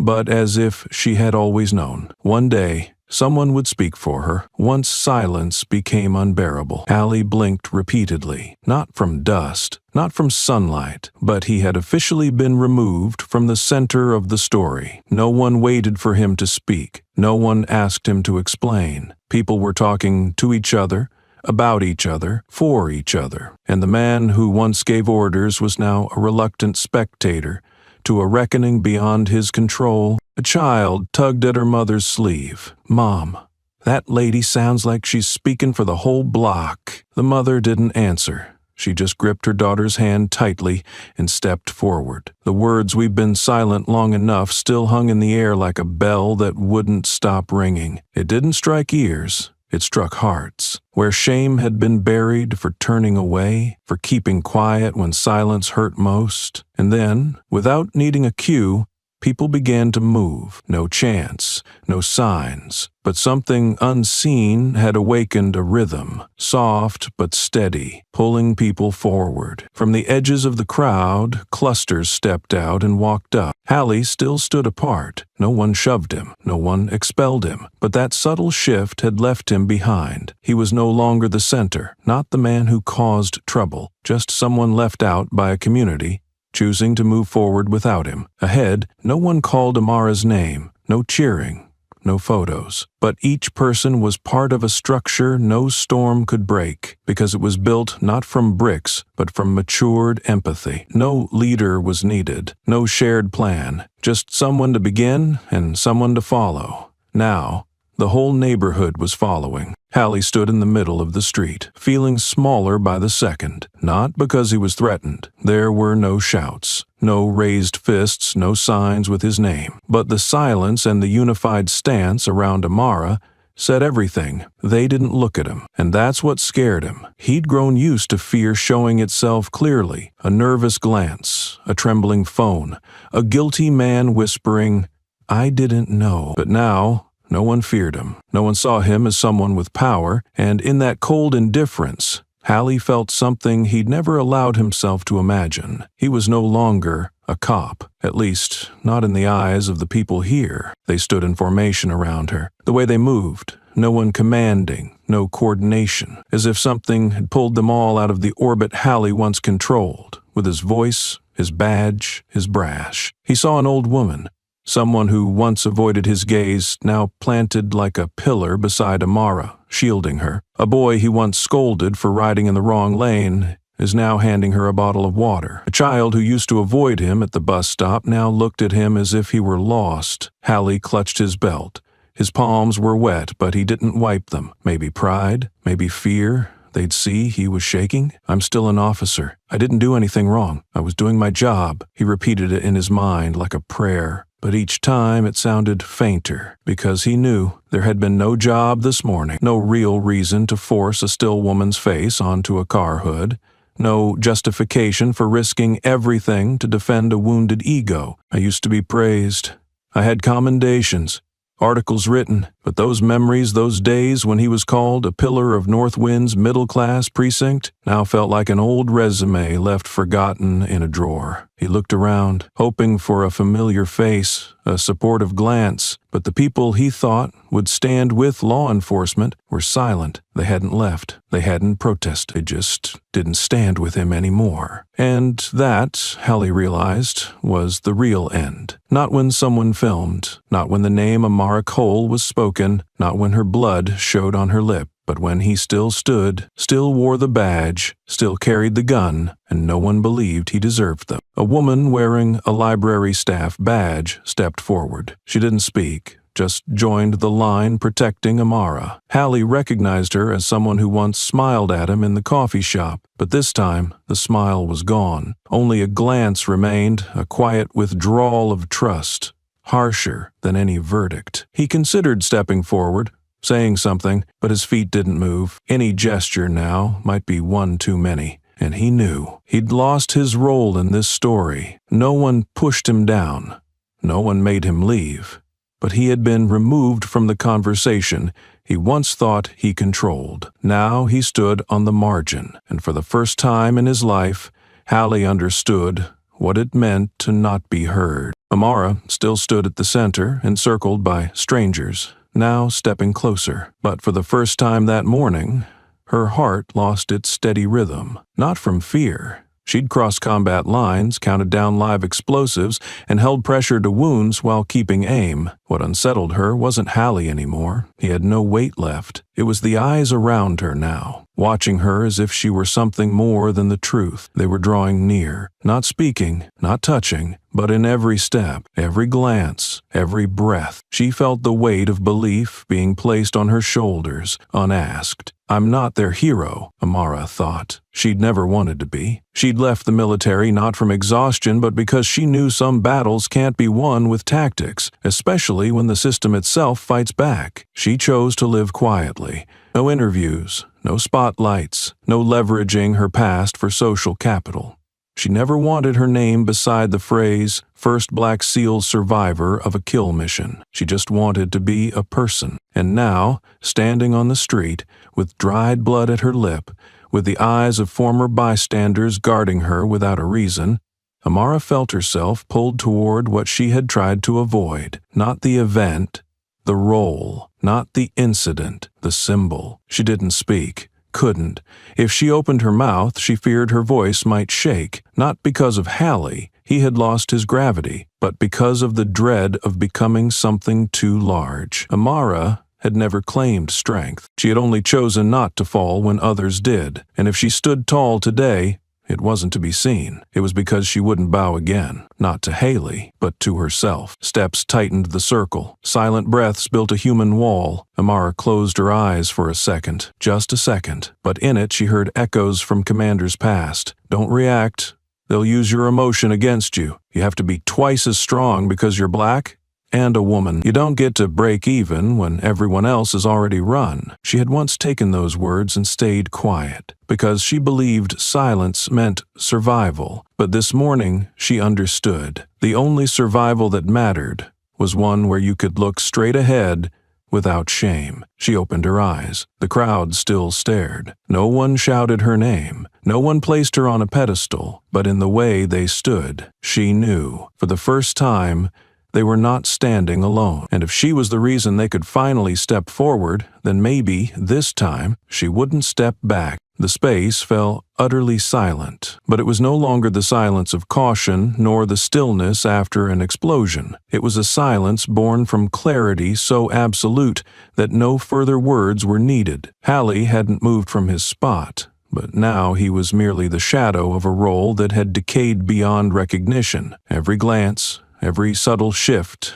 every action, no matter how small, now revolved around someone else. Amara. She did not stand at the center of the circle. She didn't lift her chin in defiance. She didn't gesture, didn't take the mic, didn't pace to reclaim the narrative. But everyone was centered on her. She didn't lead, but she was the center. Not because she demanded it, but because she demanded nothing at all. The wind passed, gently, like a whisper. Those closest to her remained quiet, but their posture spoke volumes. There was no barrier, but everyone kept a respectful space, an invisible perimeter that protected the stillness she was creating. A middle-aged man pulled a small notepad from his jacket and began noting down the timeline. His eyes focused as if knowing that if no one recorded this, the truth would once again be buried beneath meaningless paperwork. Amara remained motionless. No one could tell what she was thinking, but the stillness no longer looked like defense. It had become a mirror for everyone to see themselves in. And what they saw in her gaze wasn't resentment, only a quiet question. Now that you've seen me, what will you do? No one answered aloud, but the answer came in their movement. A woman who had earlier hesitated now stepped up to hand out water to the crowd. An elderly man pulled a small American flag from his coat pocket and planted it on the edge of the sidewalk, a silent pledge. This is what I want my country to stand for. Each small gesture, quiet but resolute, became a post anchoring a new value system, planted on the very street where senseless harassment had just occurred. Amara tilted her head slightly, locking eyes with the same child she'd seen before, the young girl holding her mother's hand, still in the front row. The child didn't look away. She didn't smile, but her eyes had changed. It wasn't the gaze of a child looking at an adult. It was the gaze of someone who would carry this moment forever. In that instant, Amara saw one thing clearly. She hadn't chosen to stand. But now, if she didn't stay upright, others might fall with her. She didn't move. But deep within, something shifted. It wasn't a plan. It wasn't a retaliation. It was acceptance. She wasn't a hero. But today, she was no longer an outsider. The sound of tires rolled softly down the street. Another patrol car appeared. No sirens, no fanfare, but everyone turned to look. It moved slowly. No lights, no horns. No one cleared the way, but instinctively, the crowd parted, creating a narrow path, not out of fear, but because everyone understood. This moment was fragile, and every step now needed to be deliberate. A tall man in his 30s stepped out, not bulky, but with a quiet steadiness that made it clear he wasn't a beat cop. No vest, no baton, no rush. Just the calculated composure of someone who knew this wasn't a scene to control, but to approach with precision. He removed his sunglasses and tucked them into his shirt pocket. His badge read, LT Marcus Lee, Internal Affairs Liaison. Amara watched him without reacting. Hallie turned away, avoiding his eyes. Lucia, still standing to Amara's right, inhaled softly, as if she'd expected this moment. Marcus stopped 3 paces away from Amara and the protective circle. He didn't step closer. He didn't fold his arms. He didn't bow his head. He stood as one would before a historical witness, not a suspect. His voice was low, steady. MYPS. Mr. Cole, I'm a liaison officer from the city's Internal Affairs Office. I was dispatched to this scene by the district commander. No notepad, no ID request, he continued, with no tone of threat or flattery, only the careful speech of someone who knew his role was fragile. Officer Hallie has been summoned to headquarters and placed on administrative suspension. This will be confirmed publicly by this afternoon. A ripple moved through the crowd. A few raised their phones out of habit, but Marcus did not scold or object. He understood this couldn't be quieted now. Haley didn't turn back. His face had gone pale. One hand dangled, the other gripped the edge of his belt, not to hold his weapon, but like someone clinging to a crumbling identity. Amara remained still. No nod, no protest. Marcus looked directly at her, without flinching. We know this isn't easy, but if you're willing, I'm authorized to respectfully invite you to headquarters to speak privately with Internal Affairs, under conditions of full confidentiality and respect. He paused. This isn't an interrogation. This is a dialogue, a recalibration, and maybe a beginning. Each word was chosen carefully. Each pause is deliberate, not rushed, not persuasive, simply someone from inside the system saying, we're not here to argue, we're here to listen. Amara looked at him. Her face gave away nothing, but her hand moved. She let the strap of her backpack fall beside her foot, a small release of tension. Then she nodded briefly, decisively. Lucia glanced at her but did not stop her. A few in the circle stepped back, clearing a narrow path. No one asked, "Are you sure?" because they all knew. If she had nodded, then she had already decided. Marcus signaled the driver to open the car door, not like opening a squad car, but like a gesture that made it clear this person was not being escorted, but invited. Amara walked. No rush, no tension. Her back was straight, as it had been when she was pinned to the hood, and now as she stepped through the door of the very system that once tried to erase her. No applause, no chants, but everyone watched, and in their eyes, this was not someone going in to give a statement. This was the moment when justice, if it meant anything, would have to learn how to apologize. Third-floor conference room, Northwind City Internal Affairs Headquarters. The small room was lit with soft yellow lights. No cameras, no handcuffs,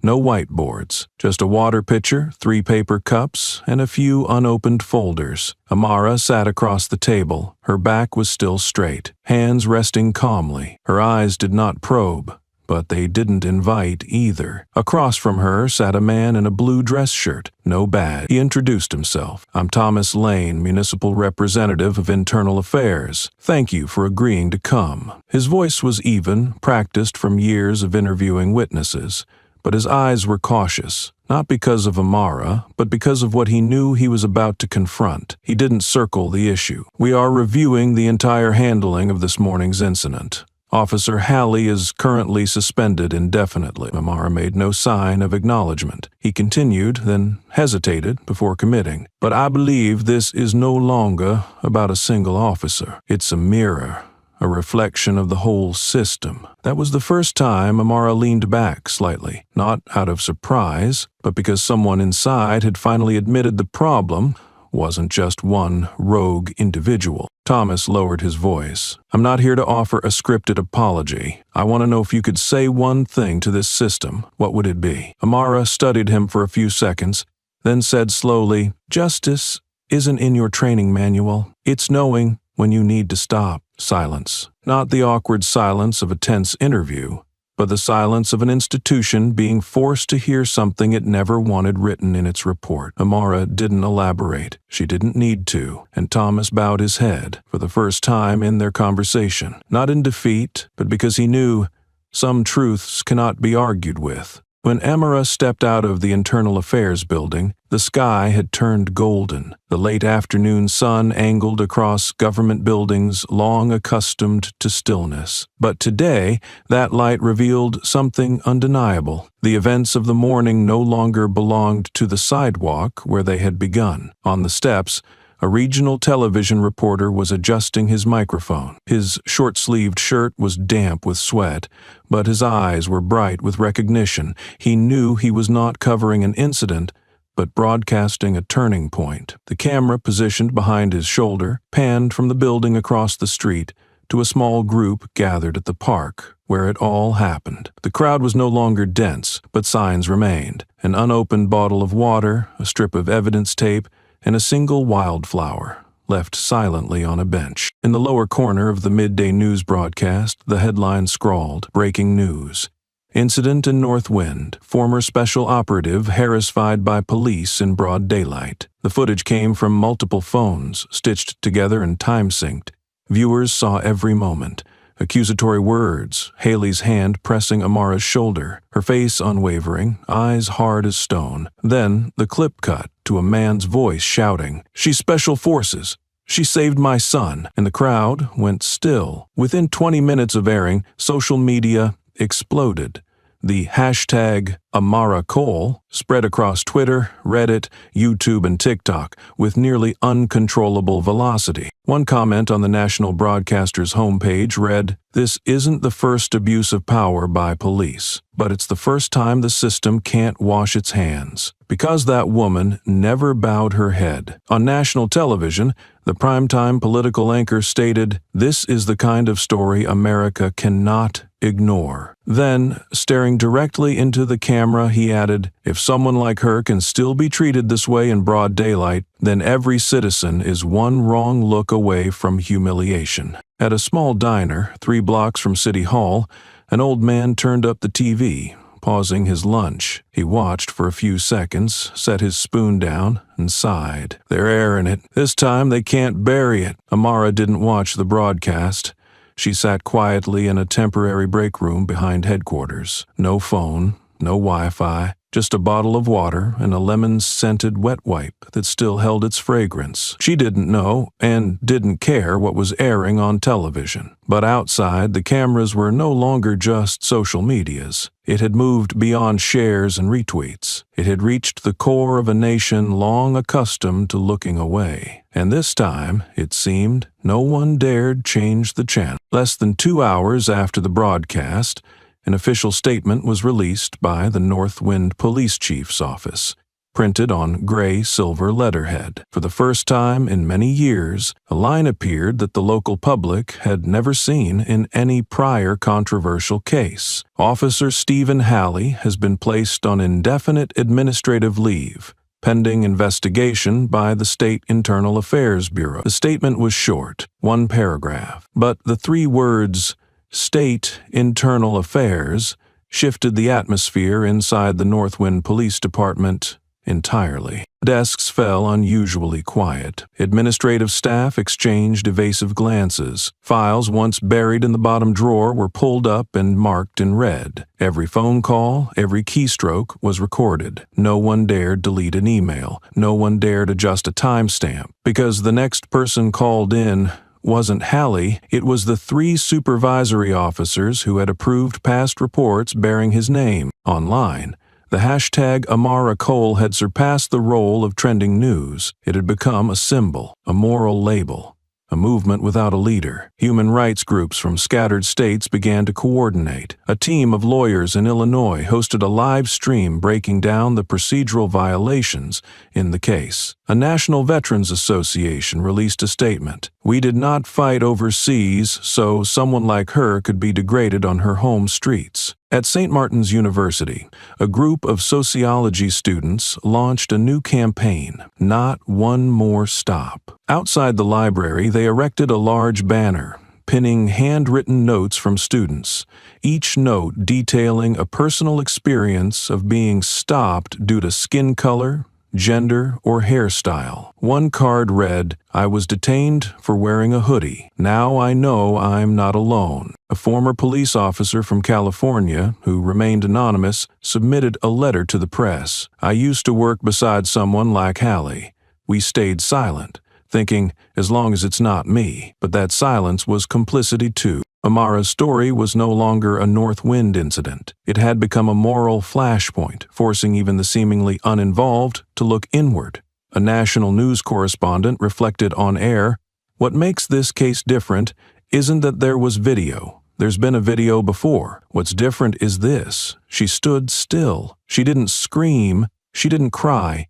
She didn't resist, and still she was pinned." That has made an entire nation ask itself, if even she isn't assumed innocent, then who is? Amara offered no comments, no posts, no editorials, but the headlines, the images, the banners, the podcasts, the hashtags, they all spoke for her. They all echoed what she had lived her entire life, saying only through action, don't close your eyes and call it neutrality. And this time, it seemed many had opened their eyes. No formal meeting was needed, no green light required. Those who had once worn uniforms, once signed off on search warrants, and sat behind administrative desks began to speak, not in unison, not as an organization, but one by one, from across states, professions, and social strata. People stepped out from the shadows. Carla Jenkins, a former officer in Riverside County, appeared on local news, eyes weary but honest. In 2017, I watched a colleague pull a 15-year-old black boy off a bicycle because he thought, "That bike looks too nice." I reported it and spent the next 3 years in the records department. She paused, then added, "I stayed silent because no one wanted to hear. But if I stay silent now,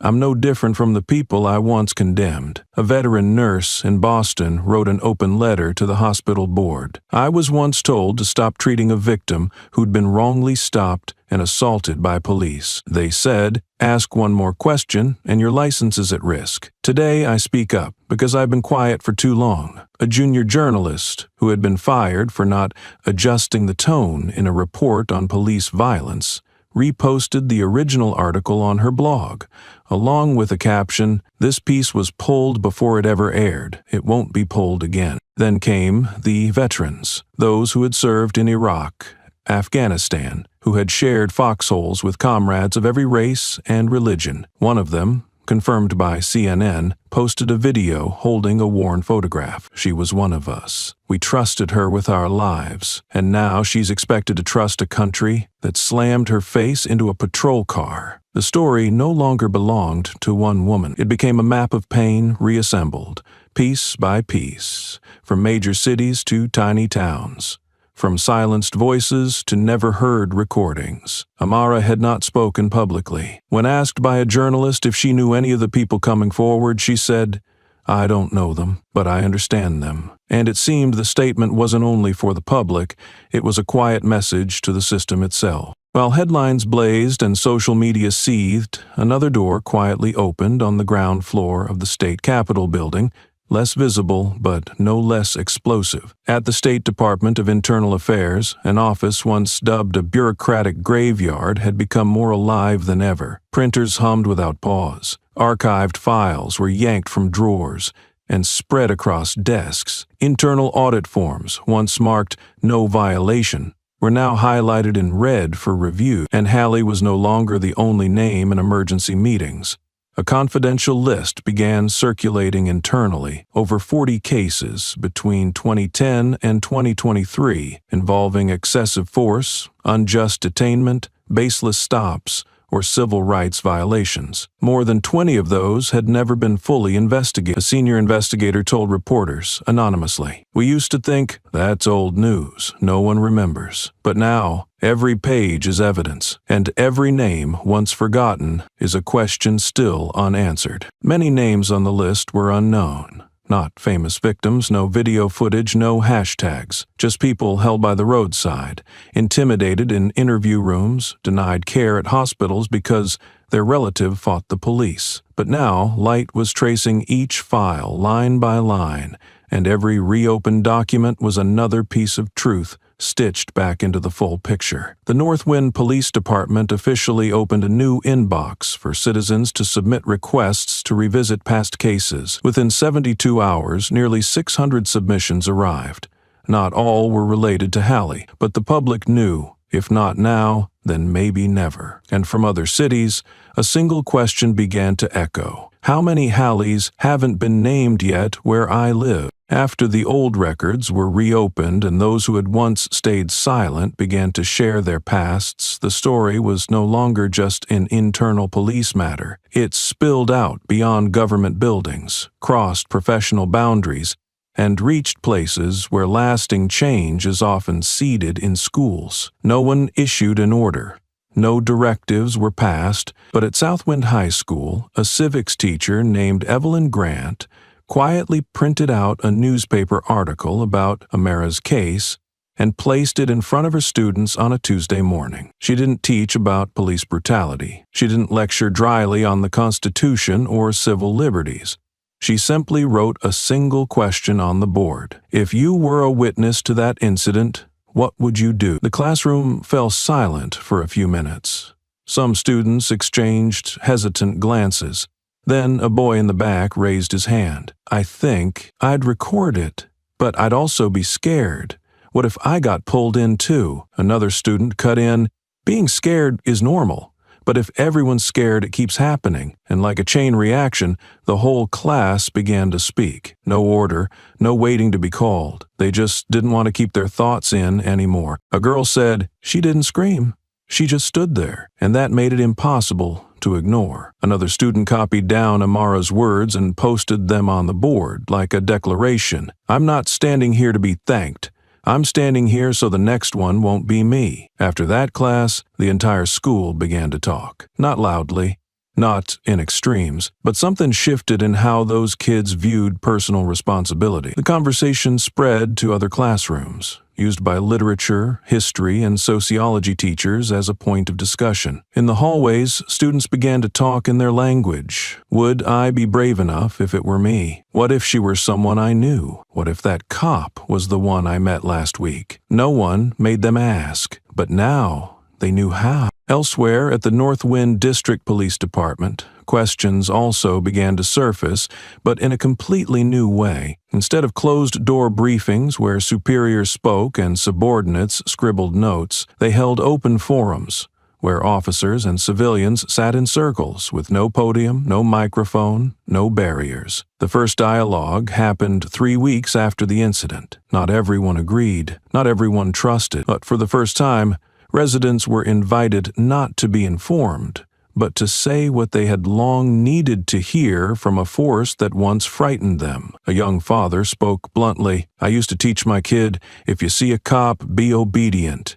Now I have to teach him something else, because obedience isn't enough. A white woman asked, how many officers here have seen something like that and said nothing? The air was heavy, but not hostile. Younger officers took notes. A senior officer removed his cap when he spoke. I used to think staying silent was safe. Now I think staying silent is betrayal. After that meeting, an internal memo was circulated. The department would host regular public forums, not for appeasement, but for real intake. Not out of fear of backlash, but because it was time to relearn what their role truly meant. Amara's story, once filed under community tensions, was now being taught in classrooms, spoken about in living rooms, and questioned openly inside department walls, not as a thing of the past, but as a test. Nobody could yet say they'd passed. The transformation hadn't been planned, it wasn't choreographed, yet it moved from a single morning on a street corner to reshaping how communities saw duty, courage, silence, and the consequences of both in the classroom, at the dinner table. Inside the walls of law enforcement itself, people were no longer watching, they were part of it, and nobody wanted to look away again. The changes in schools, community dialogues, and internal police reviews continued like small waves, each building upon the next, spreading farther each day. But as the focus shifted toward reforms, the name that had sparked it all quietly slipped from the headlines. There were no awards, no commemorative speeches, no public tributes. And that was exactly how Amara wanted it. Just 3 days after her closed-door meeting with Internal Affairs, Amara left the city of Northwind. There was no public announcement, no social media post, no shared update. The only person who knew she was going was Lucia, the former comrade who had stepped forward from the crowd. That morning, they met at a quiet cafe on the city's edge. No hugs, no tears. Amara simply placed a card on the table, her civil emergency coordination license. She said, "I think I can still help people, just not here." Lucia asked, "Are you sure you won't come back?" Amara smiled, but didn't answer. That smile wasn't a farewell, but more like a goodbye between people who understand each other without needing more words. That morning, Amara got into a rental car with out-of-state plates. No bulky luggage, just the same backpack she had when she stood in the street facing Hallie. She left the way she lived, quietly, deliberately, and without a trace, for the press to follow. But the name Amara Cole never left the city. The woman was gone, but the meaning she left behind remained in every street corner, every classroom, every memo board inside the police department. At the spot where it all began, the sidewalk near the park bench, a group of local students, together with their art teacher, began painting a mural. There was no face, no military insignia, no Haley, no specific skin tone, just the silhouette of a woman, standing tall, arms relaxed, eyes looking ahead, surrounded by an indistinct crowd, like the witnesses that day who had now melted back into everyday life. At the bottom of the mural, a single line was hand-painted. Here stood someone who didn't kneel, and we remember. No name was needed, because in the community that had witnessed it, nobody asked who was she anymore. They knew. They understood. They carried it with them, without needing a plaque to remind them. A librarian speaking to a group of college students said, "I used to see her come in for books. No one noticed. Now I think that's what she always wanted, to live like everyone else, without having to fight just to be seen as human." At an elementary school, when students were asked to draw a quiet hero, nearly half the class sketched a woman standing in a street, not with a cape, not with weapons, just with steady eyes. One child wrote a caption underneath, "She didn't fight anyone, she didn't win anything, but because of her, people started seeing what they needed to do." Nobody knew where Amara had gone. Some said she had moved to another state to work for a humanitarian organization. Others believed she had returned to the border regions she once served. There were even rumors she had changed her name and erased her digital footprint, choosing a life of complete anonymity. Whatever the truth, in Northwind, and in many other cities, people kept telling her story, not with repeated praise, but through how they faced injustice, through the awareness of their presence, and through their refusal to bow when there was no reason to. Amara didn't need to stay to be remembered. She had left something more important than a name, a new standard for dignity. The weather had turned cold. Early winter winds swept across the yard of Riverbend Elementary, rustling the few yellow leaves left from a late fall. Inside the fifth-grade classroom, the homeroom teacher, Ms. Maynard, was handing out a short writing assignment for the life values period. She said, "This week, instead of writing about a famous person or a textbook hero, I want you to write about someone real, someone you've seen, met, or heard about, who made you think differently about something." The students buzzed with ideas. Some wrote about their storytelling grandmothers. Others chose a neighbor who cared for a blind cat. A few leaned toward athletes or TikTok personalities until a hesitant hand went up in the last row. It was Jaden, the boy, with eyes that always seemed to be watching something deeper than the lesson. Maynard, can I write about someone I saw in real life, but I don't know her full name? The teacher nodded with a smile. Of course, what matters is what you felt from that person, not how famous they are. Jaden nodded slightly, then looked down and began to write. His piece wasn't long. His handwriting was a bit slanted,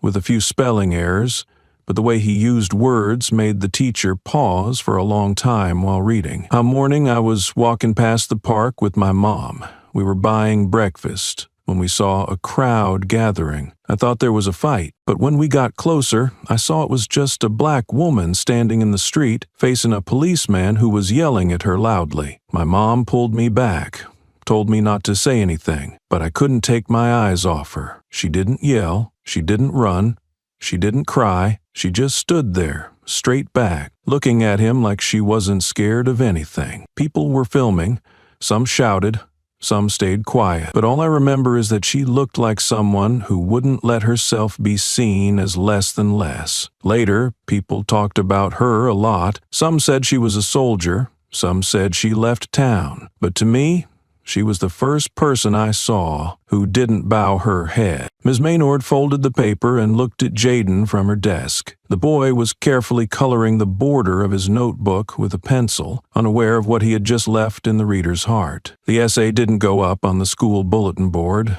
It wasn't aired on TV, but Ms. Maynard photocopied it and quietly pinned it on the corkboard at the back of the classroom, the place where special writings were posted for students to read on their own. A week later, a girl in the class stood reading it for a long time. Then she turned to Jaden and asked, "Was she scared?" Jaden shrugged, then replied, "I think everyone's scared." But she didn't let fear do the talking. In a small town where big news often arrived days late, Amara's story continued in fragments that were not through loud slogans, but through the memory of a child. Jaden didn't need to understand politics, systems, or the laws that uphold discrimination. He only knew he saw something unfair, and someone who wouldn't accept it. And he remembered. One Friday afternoon, as school let out, Jaden passed a new mural painted on the park fence, where he had once stood with his mother, hidden in the crowd. The mural didn't have a face, just the silhouette of a woman standing tall in the slanting light. He paused, didn't take a photo, didn't say anything, just looked for a long time. The story had been retold,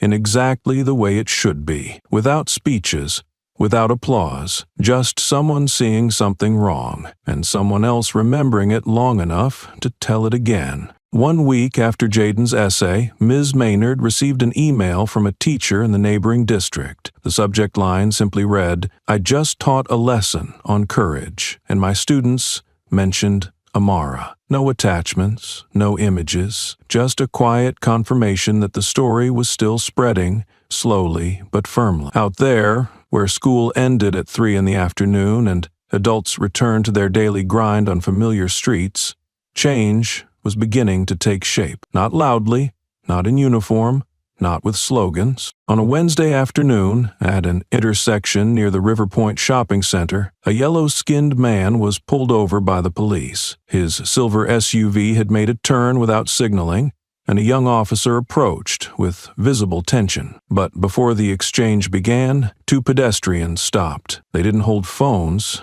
They didn't interrupt. They just stood there, about 10 feet away, polite but close enough to observe. The officer glanced at them and nodded. Then he continued. No one said anything, but from that moment, his tone softened, his movement slowed, and the man, once let go, turned back and gave a slight nod to the 2 strangers. "Thank you. You didn't have to say anything, but I knew I wasn't alone." A week later, in the small town of Coley Ridge, a high school student was asked to open his bag in the middle of the street. He wore a hoodie, had headphones on, and hadn't noticed the signal light. A police officer called him over. He stopped, and then 3 others stopped too. A mother carrying a toddler, A truck driver is on break. An old man is walking his dog. No one interfered. They just stood a little closer, not to record, but to witness. Because now, people understood. The presence of a third person could change everything. No proof needed, no objections voiced, just that look. That look that said, what's happening here needs to be done right. On social media, some began calling this phenomenon the quiet circle. Not a movement, not an organization, just a concept. When you see someone being policed, stand close enough so they're not alone. Not everyone can speak up,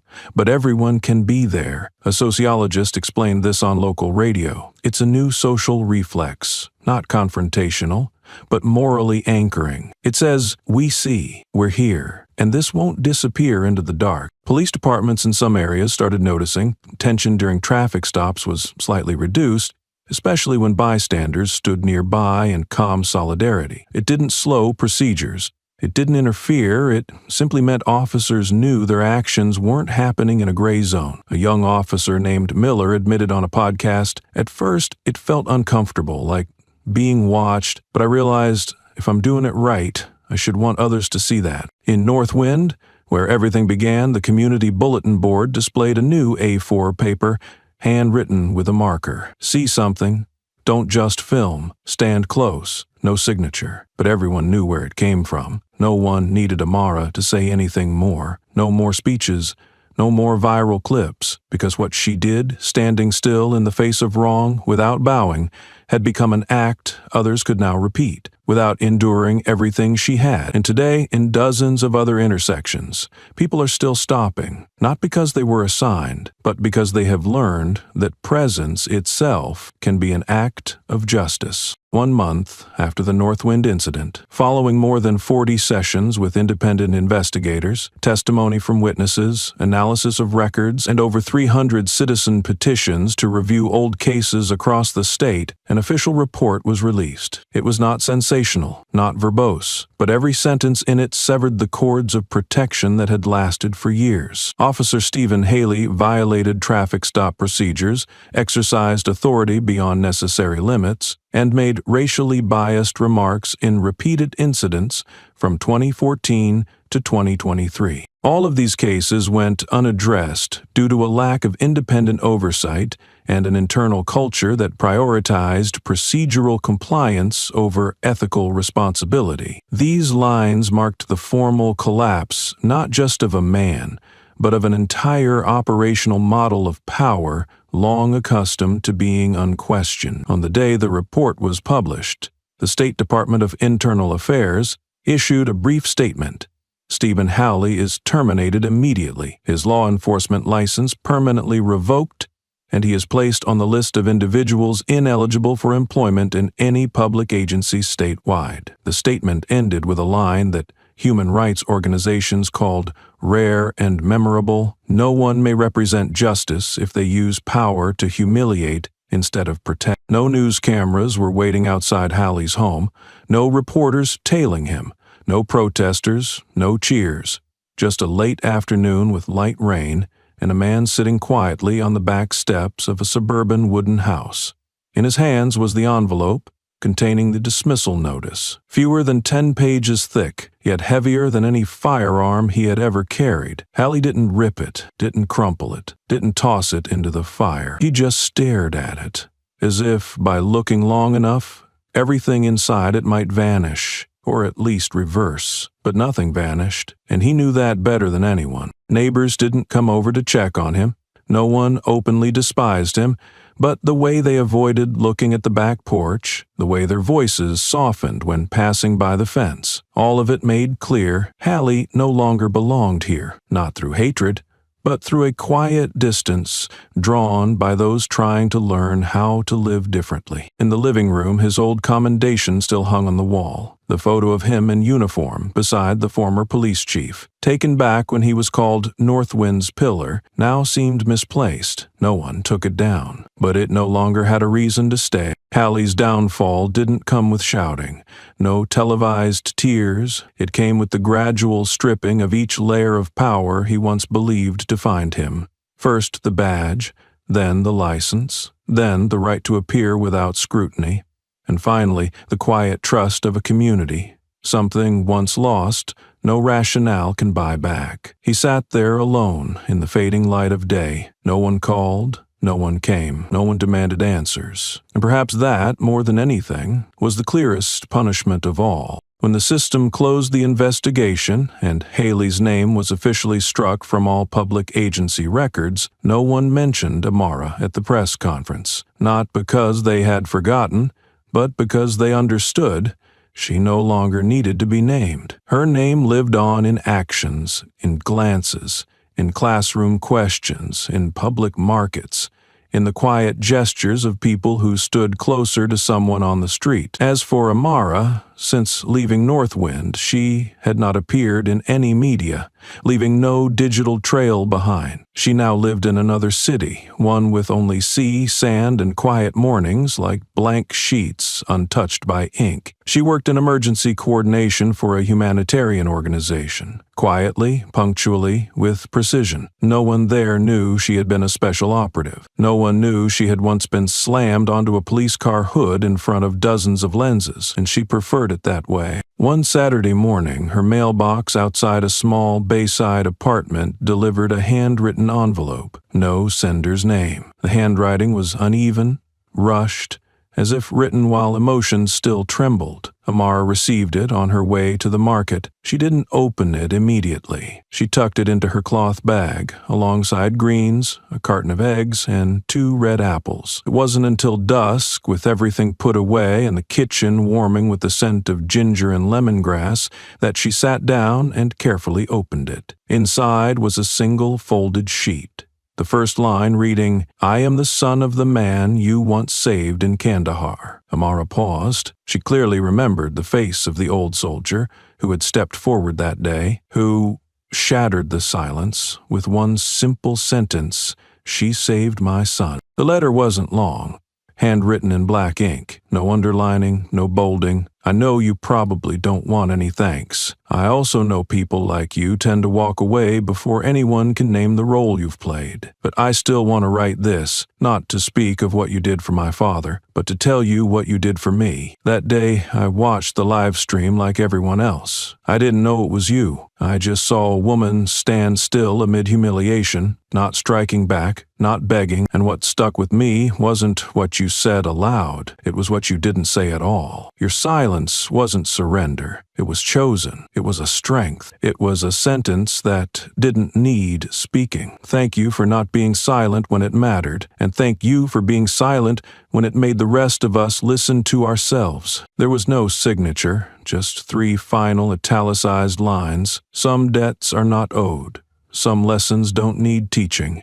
And some people, just knowing they once stood there is enough. Amara folded the letter, set it beside a now-cold cup of tea. She didn't cry, but something softened in her, as if a quiet wave lapped against the bay outside, bringing a breeze, a trace of salt, and the gentle knowing, I did not stand there for nothing, not to change the world, not to be thanked, but so that one person, just one, might learn how not to look away. Since the day Amara left Northwind, there were no new photographs, no interviews, and no one knew exactly where she was. The address of her workplace was never made public. Any personal accounts she might have had were now completely absent from every platform.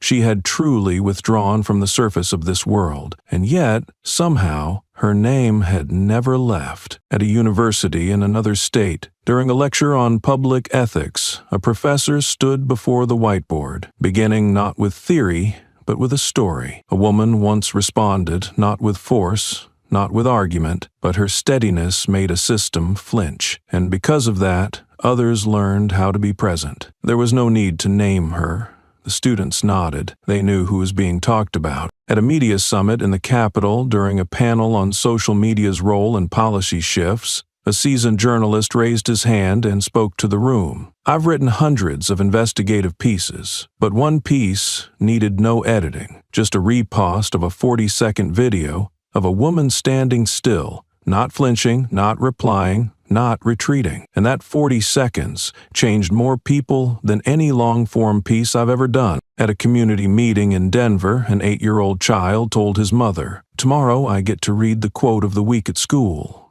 I'm going to read hers." The mother asked, "Whose?" The child smiled and answered, "The lady who didn't bow her head." The story no longer needed its protagonist named. By now, people spoke of her as part of a shared lesson, not just in ethics, but in quiet courage. In every classroom, every lecture, every article, people didn't recount the incident detail by detail, nor did they name specific dates. They simply repeated one message: don't only do what's right when it's easy. Do what's right when it's hard, because someone once taught us how. No one knew which city she now lived in. No one was certain whether she still worked in humanitarian aid or had quietly stepped away. But everyone remembered her not by face, not by repeated names.